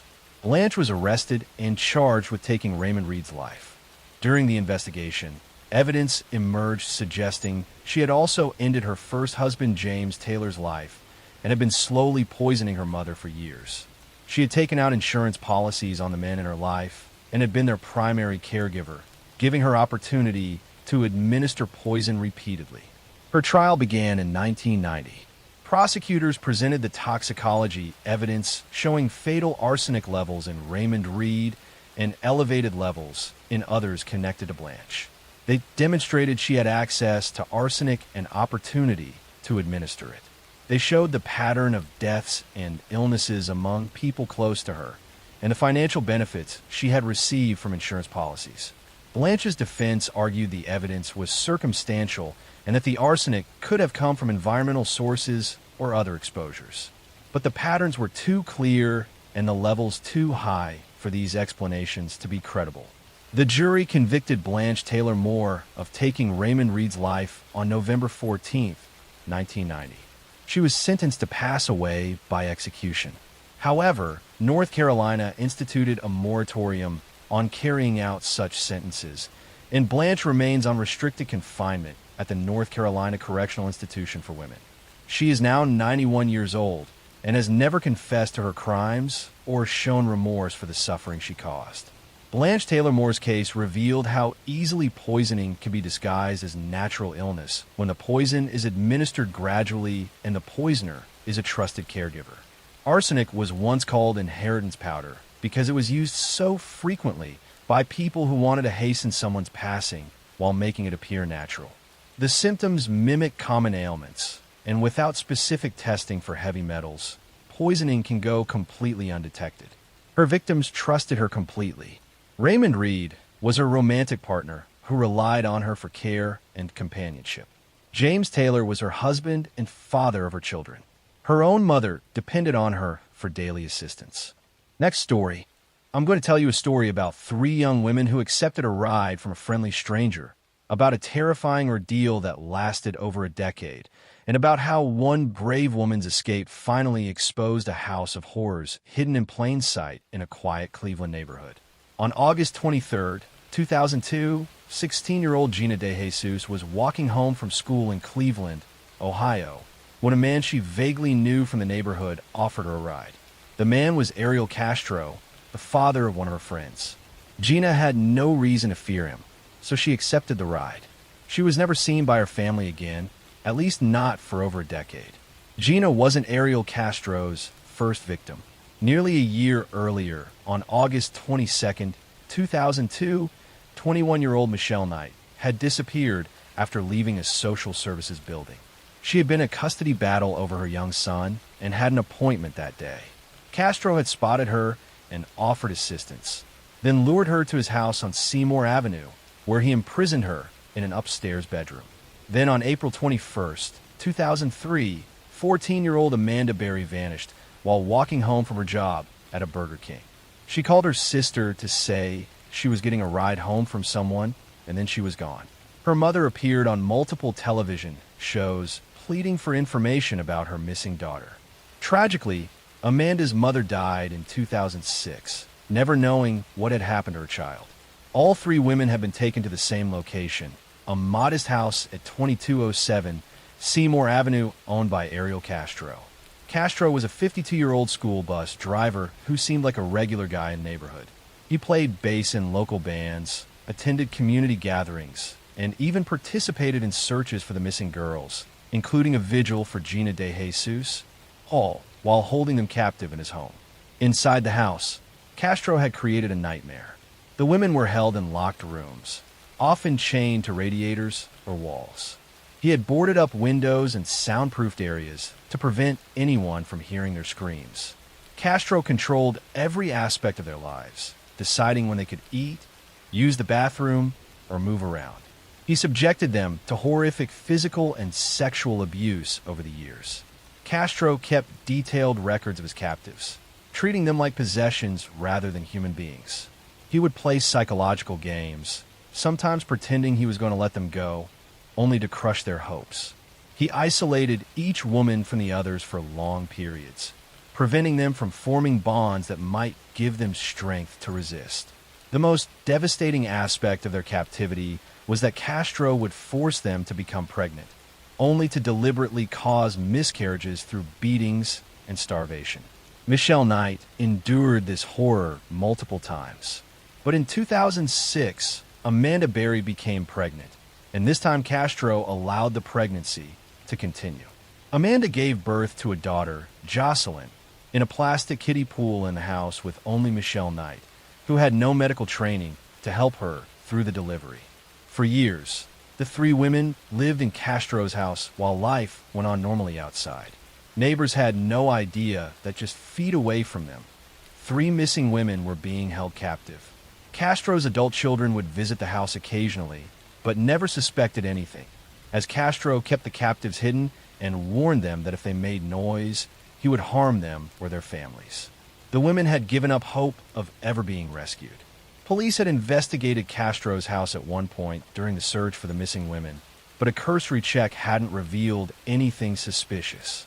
As the years passed and the massive search efforts died down, it seemed the women had been forgotten by everyone except their families who never stopped looking. Then on May 6, 2013, everything changed. Castro made a rare mistake. He left the house without properly securing all the locks.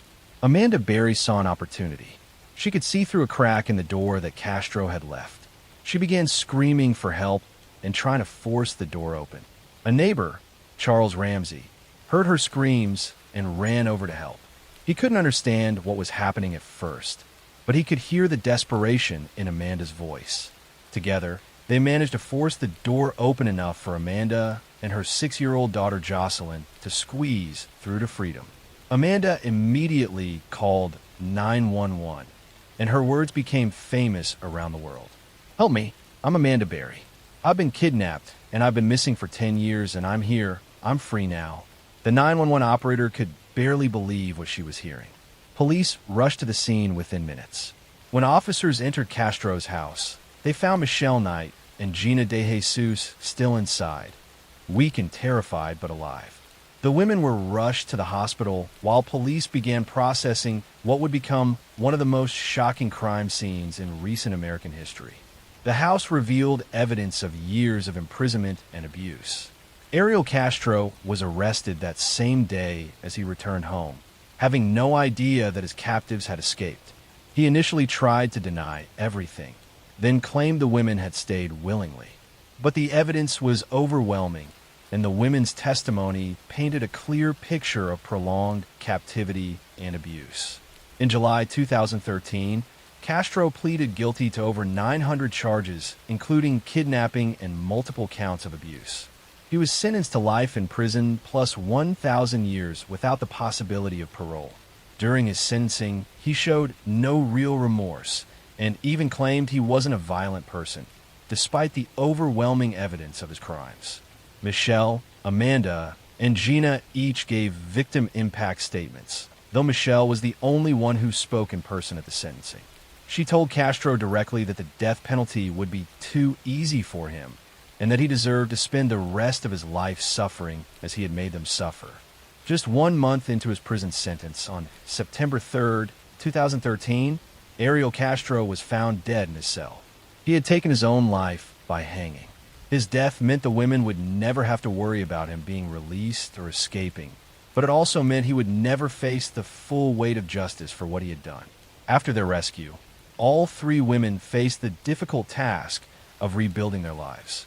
Amanda Berry has been raising her daughter Jocelyn, who is now a teenager. She co-authored a book about her experience and has become an advocate for missing persons. Gina De Jesus has also written about her ordeal and works with organizations that help missing children and their families. Michelle Knight, who later changed her name to Lily Rose Lee, wrote her own book and has worked to raise awareness about abuse and captivity. She has spoken publicly about her journey from victim to survivor, inspiring others who have faced trauma. The house on Seymour Avenue, where the women suffered for so long, was demolished in 2013. The empty lot serves as a reminder of the horrors that took place there, but also of the strength and resilience of 3 women who survived against all odds. Amanda Berry, Gina De Jesus, and Michelle Knight endured years of unimaginable suffering, but found the courage to reclaim their lives and their identities after escaping from Ariel Castro's House of Horrors.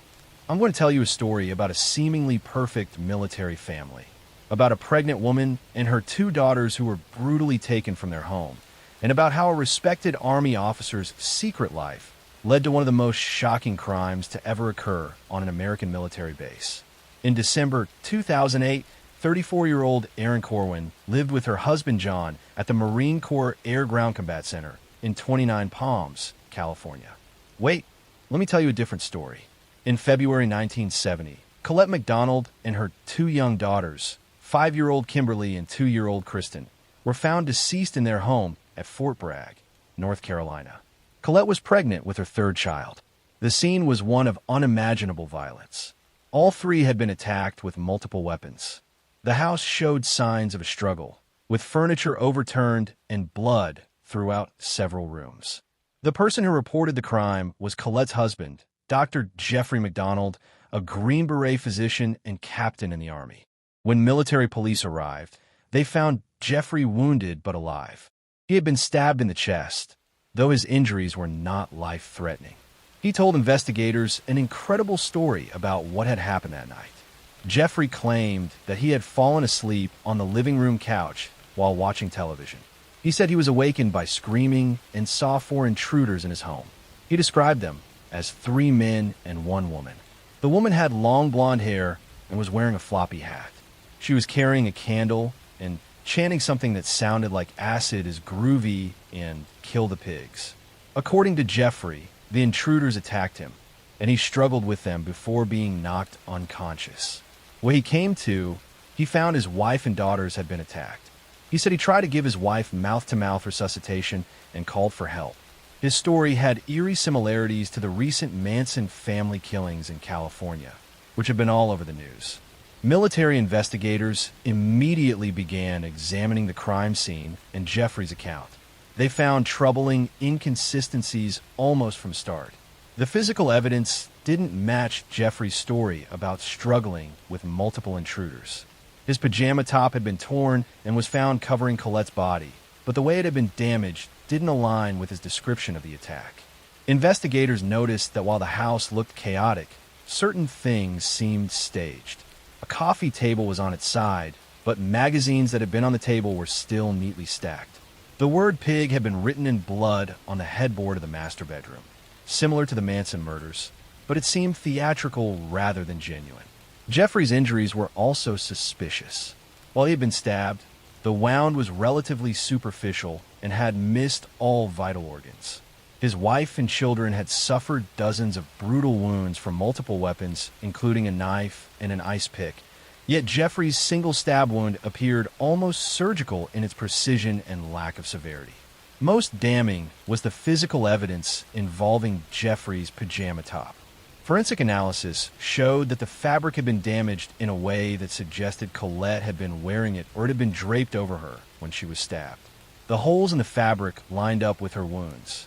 This directly contradicted Jeffrey's claim that he had been wearing the top during his struggle with intruders.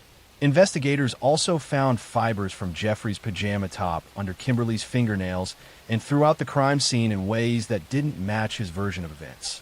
The evidence suggested Jeffrey had been present when his family was attacked, not lying unconscious in another room. In May 1970, the military charged Jeffrey McDonald with the deaths of his wife and daughters. However, the charges were dropped in October 1970 due to insufficient evidence, and Jeffrey was honorably discharged from the Army. He moved to California and resumed his medical career, becoming a successful emergency room physician. But the case wasn't closed. Colette's stepfather, Freddie Kassab, had initially supported Jeffrey, but became convinced over time that his son-in-law was guilty. Kassab conducted his own investigation and pressured authorities to reopen the case. He collected evidence and wouldn't let the case be forgotten. In 1974, a federal grand jury was convened to examine the case. After hearing testimony and reviewing evidence, they indicted Jeffrey McDonald on 3 counts of ending life. His trial finally began in July 1979, nearly a decade after the crimes occurred. The trial lasted 7 weeks and became a media sensation. The prosecution presented detailed forensic evidence showing that Jeffrey's story was impossible. They demonstrated how the pajama top evidence proved he had been present during the attacks on his family. They showed that his wounds were inconsistent with the violent struggle he described. The prosecution also presented a possible motive. Evidence suggested that Jeffrey's marriage was not as perfect as he claimed. There were hints that he had been having affairs and that the responsibilities of family life were weighing on him. They theorized that an argument had escalated into violence, possibly starting with one of the children, and had spiraled out of control. Jeffrey maintained his innocence throughout the trial. He insisted that intruders had committed the crimes and that he was being railroaded by a justice system that needed to blame someone. His defense team argued that the investigation had been flawed from the beginning and that evidence had been mishandled. In August 1979, Jeffrey McDonald was found guilty on 1 count of first-degree ending of life for Colette and 2 counts of second-degree ending of life for Kimberly and Kristen. He was sentenced to 3 consecutive life terms. He has been in federal prison ever since. For over 4 decades, Jeffrey McDonald has maintained his innocence and filed numerous appeals. He has claimed that new evidence supports his story of intruders, pointing to various leads that were supposedly not properly investigated. He has written books and given interviews declaring his innocence. But every appeal has been denied, and courts have consistently found that the evidence of his guilt remains overwhelming. The case inspired a best-selling book called Fatal Vision by Joe McGinnis, which was later made into a television miniseries. The book presented a damning portrait of Jeffrey McDonald as a narcissist who killed his family and then constructed an elaborate lie to cover it up. Colette McDonald was pregnant and had her whole life ahead of her. Kimberly was a bright kindergartner. Kristen was a playful toddler. All 3 were attacked in their own home, the place where they should have been safest. The evidence suggests they were killed by the person who should have protected them above all others. Jeffrey McDonald, now in his 80s, remains in federal prison. He continues to claim innocence, but the physical evidence that convicted him has never been successfully challenged. The case stands as one of the most notorious family annihilation cases in American history, a reminder that sometimes the greatest danger comes not from strangers in the night, but from within the family itself. I'm going to tell you a story about a beloved television personality who seemed to have it all, about a wife who vanished on Mother's Day weekend, and about how a man who projected a perfect image to the world was hiding a dark secret that would eventually unravel in front of millions. In May 2009, Drew Peterson was a former police sergeant from Bolingbrook, Illinois, who had become infamous for the disappearance of his 4th wife. But the story really begins in 2007 when 23-year-old Stacy Peterson vanished without a trace, leaving behind two young children and a husband with a troubling past. Stacy and Callis had married Drew Peterson in 2003 when she was just 19 years old. Drew is 30 years older than Stacy and had already been married 3 times before. He was a police officer with the Bolingbrook Police Department, well known in the community and seemingly respectable. But those close to the couple knew that the marriage was troubled and that Drew was controlling and possessive. On October 28, 2007, Drew Peterson reported his wife Stacy missing. He told police that she had called him that morning saying she was leaving him for another man and didn't want to be found. He claimed she had packed some clothes and abandoned their 2 young children without saying goodbye. The story immediately struck investigators as suspicious. Friends and family said Stacy would never leave her children, no matter what problems existed in her marriage. As police began investigating Stacy's disappearance, dark details about Drew Peterson's past emerged. His third wife, Kathleen Savio, had been found dead in her bathtub in 2004. At the time, her death had been ruled an accidental drowning. But now, with another wife missing under suspicious circumstances, authorities decided to take a second look at Kathleen's death. Kathleen Savio had been going through a contentious divorce with Drew Peterson when she died. She had told friends and family that she feared Drew and believed he might harm her. She had even written letters expressing her concerns that if something happened to her, Drew would be responsible. But when she was found dead in her dry bathtub with a gash on her head, the death was investigated by Drew's fellow police officers and quickly ruled accidental. The case was reopened, and Kathleen's body was exhumed for a new autopsy. This time, forensic pathologists determined that her death was not an accident. The bathtub had been dry, making drowning impossible. The injuries on her body were consistent with a struggle. The new ruling was that Kathleen Savio had been the victim of a staged drowning and had actually been taken out in a violent attack.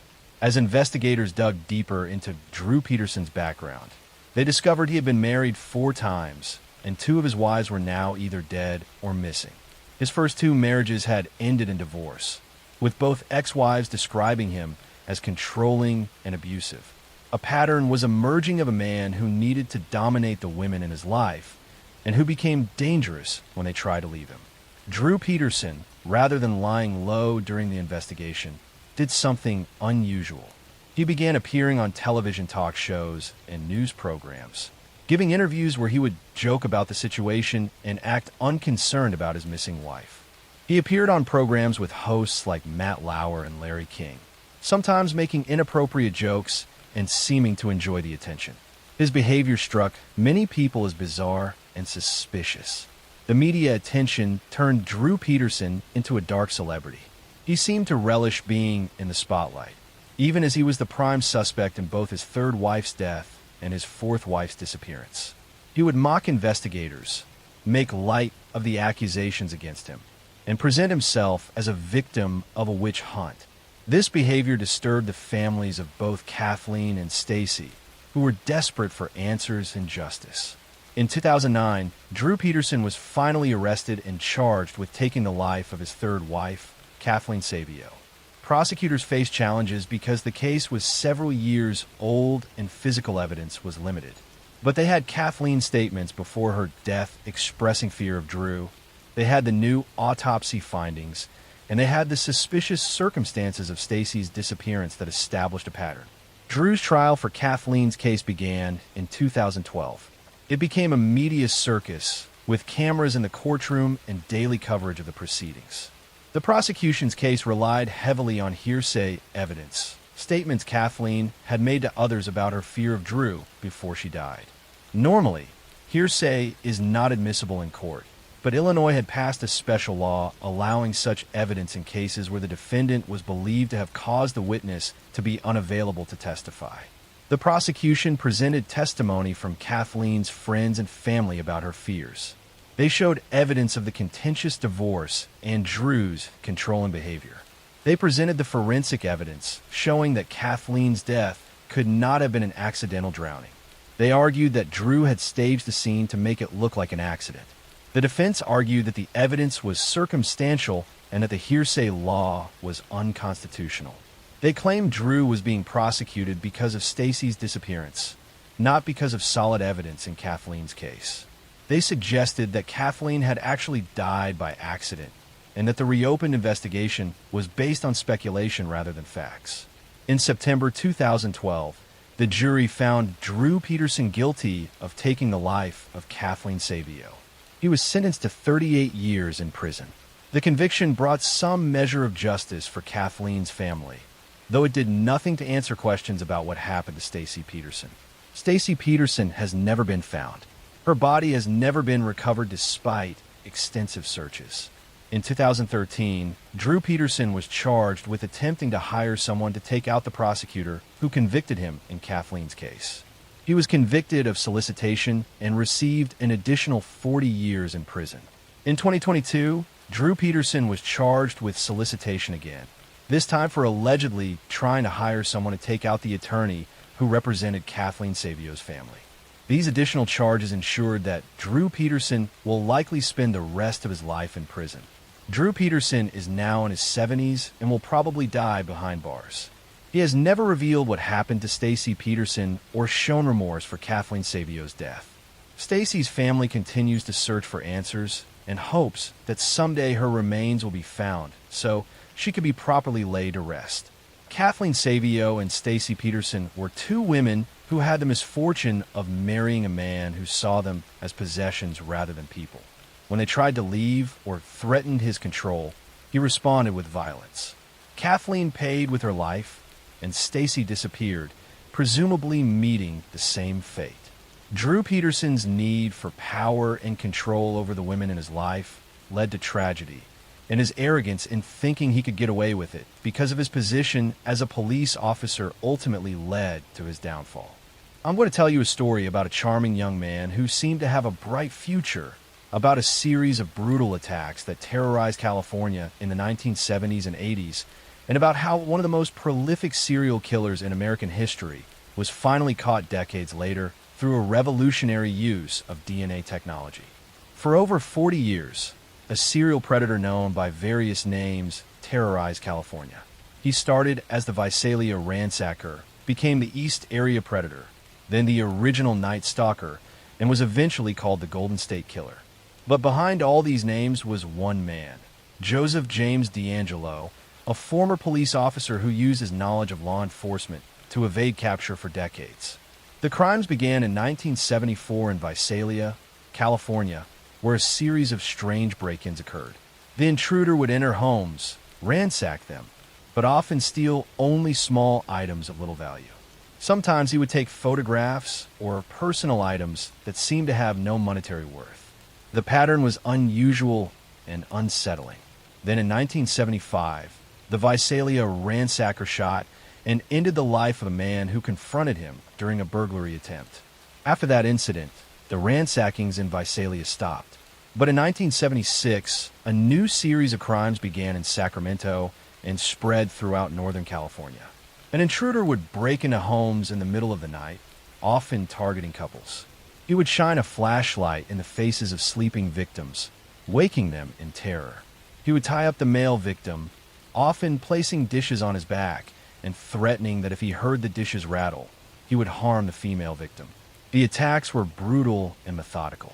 The perpetrator clearly planned his crimes carefully, often prowling neighborhoods for days or weeks before striking. He would make threatening phone calls to victims before and after attacks.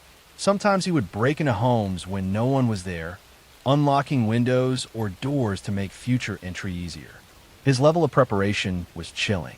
Between 1976 and 1986, the attacker committed at least 13 known cases of ending life, over 50 assaults, and more than 100 burglaries across California.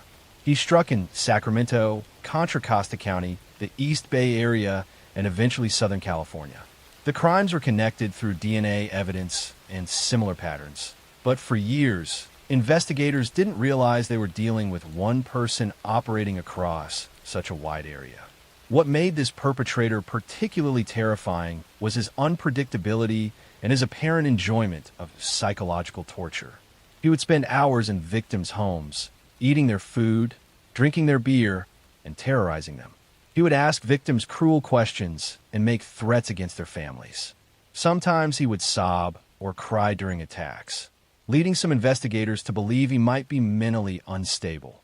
Despite massive investigations involving multiple law enforcement agencies, the perpetrator remained unidentified.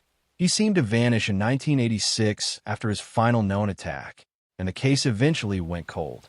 Investigators continued working on the case, preserving evidence, and hoping that someday technology would advance enough to catch the person responsible. In the 2000s, investigators began using DNA from the crime scenes to definitively link all the various attacks to one person. They realized the East Area Predator and the original Night Stalker were the same individual, and they started calling him the Golden State Killer. The DNA evidence proved the connection, but it didn't tell them who he was because his DNA wasn't in any criminal database. Then in 2018, investigators tried something revolutionary. They uploaded the DNA profile from the crime scenes to GEDmatch, a public genealogy database where people upload their DNA results to find relatives. They weren't looking for an exact match, but for relatives of the perpetrator who might have uploaded their DNA for genealogy purposes. The strategy worked. Investigators found distant relatives of the Golden State Killer through the database. Using traditional genealogy research, they built family trees and narrowed down potential suspects. This led them to Joseph James DeAngelo, a 72-year-old former police officer living in Sacramento County. Investigators began surveilling DeAngelo and eventually collected his DNA from items he had discarded. When they tested that DNA against the crime scene evidence, it was a match. On April 24, 2018, Joseph James DeAngelo was arrested at his home in Citrus Heights, California. The arrest shocked the nation and brought closure to families who had waited decades for answers. DeAngelo had been a police officer in Exeter and Auburn, California, during the time he was committing many of his crimes. He had used his law enforcement knowledge to evade capture, understanding how police investigated crimes and what evidence to avoid leaving. He had been fired from the Auburn Police Department in 1979 for shoplifting, but no one had connected him to the series of attacks happening in the area. After leaving law enforcement, DeAngelo worked at a grocery store distribution center until his retirement. He lived a seemingly normal life with his wife and children. Neighbors described him as an odd, sometimes angry man who would yell at people, but no one suspected he was capable of such horrific crimes. His family was shocked by his arrest. In June 2020, Joseph DeAngelo pleaded guilty to 13 counts of first-degree ending of life and admitted to numerous other crimes. At his sentencing hearing, which lasted several days, survivors and family members of victims gave emotional impact statements. They described the decades of pain, fear, and trauma his actions had caused. DeAngelo, now elderly and frail, showed little emotion during the proceedings. He made a brief statement apologizing to his victims, but many felt it was too little, too late. In August 2020, he was sentenced to life in prison without the possibility of parole. At 74 years old, he will spend the rest of his life behind bars. The Golden State Killer case revolutionized how law enforcement approaches cold cases. The use of genetic genealogy to identify DeAngelo opened new possibilities for solving decades-old crimes. Since his arrest, this technique has been used to solve numerous other cold cases across the country. For the victims and families who suffered at the hands of Joseph DeAngelo, his capture brought a mix of relief and renewed pain. Many victims had spent 40 years looking over their shoulders, afraid he might return. Some had died before seeing him brought to justice. But those who survived and the families of those who didn't finally had answers and could see their attacker held accountable. Joseph DeAngelo terrorized California for over a decade, hiding behind his badge and his ordinary appearance. He destroyed lives, shattered families, and created fear that lasted for generations. But in the end, science and determined investigators brought him to justice, proving that even after decades, the truth can still emerge and evil can finally be held accountable for its crimes. I'm going to tell you a story about a wealthy businessman who seemed to have a perfect life, about a wife and mother who disappeared without a trace, and about how a case that went unsolved for decades was finally cracked when new witnesses came forward with the truth they had been too afraid to tell. In May 1983, Linda McClelland was a 31-year-old woman living in Simsbury, Connecticut, with her 3 young children. She had been going through a difficult divorce from her husband, Robert McClelland, a successful businessman. The divorce was contentious, with disputes over custody of the children and division of assets. On May 24, 1983, Linda dropped her children off at school and then vanished. She was never seen again. When Linda failed to pick up her children from school that afternoon, family members became alarmed. Linda was a devoted mother who would never abandon her kids. Her car was found parked at a shopping center, but there was no sign of where she had gone. Inside the car, police found her purse with her identification and money still inside, suggesting she hadn't left voluntarily. Police immediately suspected foul play and focused their investigation on Robert McClelland. The couple had been in the middle of a bitter divorce, and Linda had recently been granted temporary custody of the children. Robert had a strong motive, and witnesses reported that he had been angry about the divorce proceedings. But without a body or physical evidence, police couldn't build a strong enough case to charge him. Robert McClelland claimed he had no idea what had happened to his wife. He said he had been at work on the day she disappeared and suggested that Linda might have simply decided to leave and start a new life somewhere else. But everyone who knew Linda rejected this theory. She was deeply devoted to her 3 children and would never have abandoned them, especially in the middle of a custody battle. The case went cold for decades. Linda's children grew up without their mother, never knowing what had happened to her. The oldest child, who had been just 7 years old when Linda disappeared, carried the trauma of losing their mother under such mysterious circumstances. The family never stopped hoping for answers, but as years turned into decades, it seemed less and less likely they would ever learn the truth. Robert McClelland moved on with his life. He eventually remarried and continued his business career. To outsiders, he seemed like a man who had overcome tragedy and rebuilt his life. But people close to the case never forgot about Linda, and some investigators remained convinced that Robert knew more than he was saying. Then in 2020, nearly 40 years after Linda disappeared, the case suddenly broke open. New witnesses came forward with information they had been too frightened to share decades earlier. These witnesses were people who had been close to Robert McClelland at the time of Linda's disappearance, and they had damaging information about what had really happened. One witness revealed that Robert had confessed to taking Linda's life. According to this person, Robert had admitted that he killed Linda and disposed of her body in a location where it would never be found. The witness had kept this secret for decades out of fear of Robert and concern about not being believed, but finally decided to come forward as time passed and Robert aged. Additional witnesses provided information about Robert's behavior around the time of the disappearance. They described him acting suspiciously and making statements that suggested he was involved in Linda's vanishing.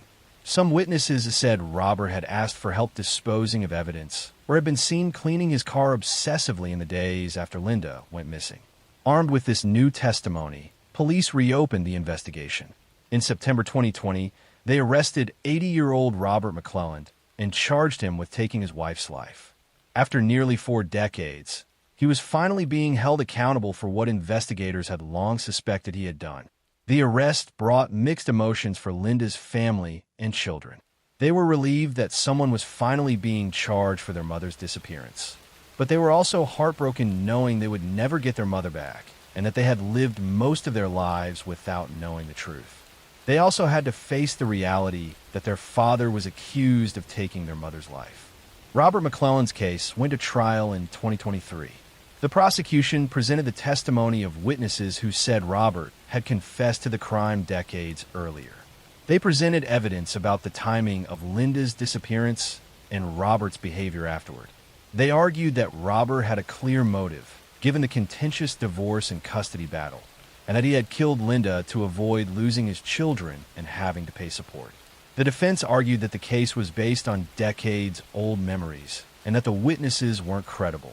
They pointed out that Linda's body had never been found and that there was no physical evidence linking Robert to her disappearance. They suggested that without a body or forensic evidence, the prosecution's case was based on speculation and unreliable testimony from people with potentially questionable motives. The trial was emotional, with Linda's children now adults testifying about growing up without their mother and living with the uncertainty of not knowing what had happened to her. They spoke about birthdays and graduations and weddings that their mother had missed, and about the hole in their lives that had never been filled. In 2023, after hearing all the evidence, the jury found Robert McClellan guilty of manslaughter in connection with Linda's death. While prosecutors had argued for a conviction on stronger charges, the jury settled on manslaughter, perhaps reflecting the challenges of prosecuting a 40-year-old case without physical evidence. Robert was sentenced to prison, and while the sentence couldn't undo decades of pain, it brought some measure of justice for Linda and her family. Linda McClellan's body has never been recovered. Despite the conviction, Robert McClellan has never revealed what he did with her remains or where she might be found. This has prevented Linda's family from having a proper burial and achieving complete closure. They continue to hope that someday they might be able to lay Linda to rest with dignity. The case serves as a reminder that even cold cases can be solved when witnesses find the courage to come forward. It took nearly 40 years, but the truth about Linda McClellan's fate finally emerged. She was a mother who loved her children and who was taken from them by someone who should have protected her. While justice came far too late, it came nonetheless, proving that time doesn't erase the truth and that families who refuse to give up hope can sometimes get the answers they deserve.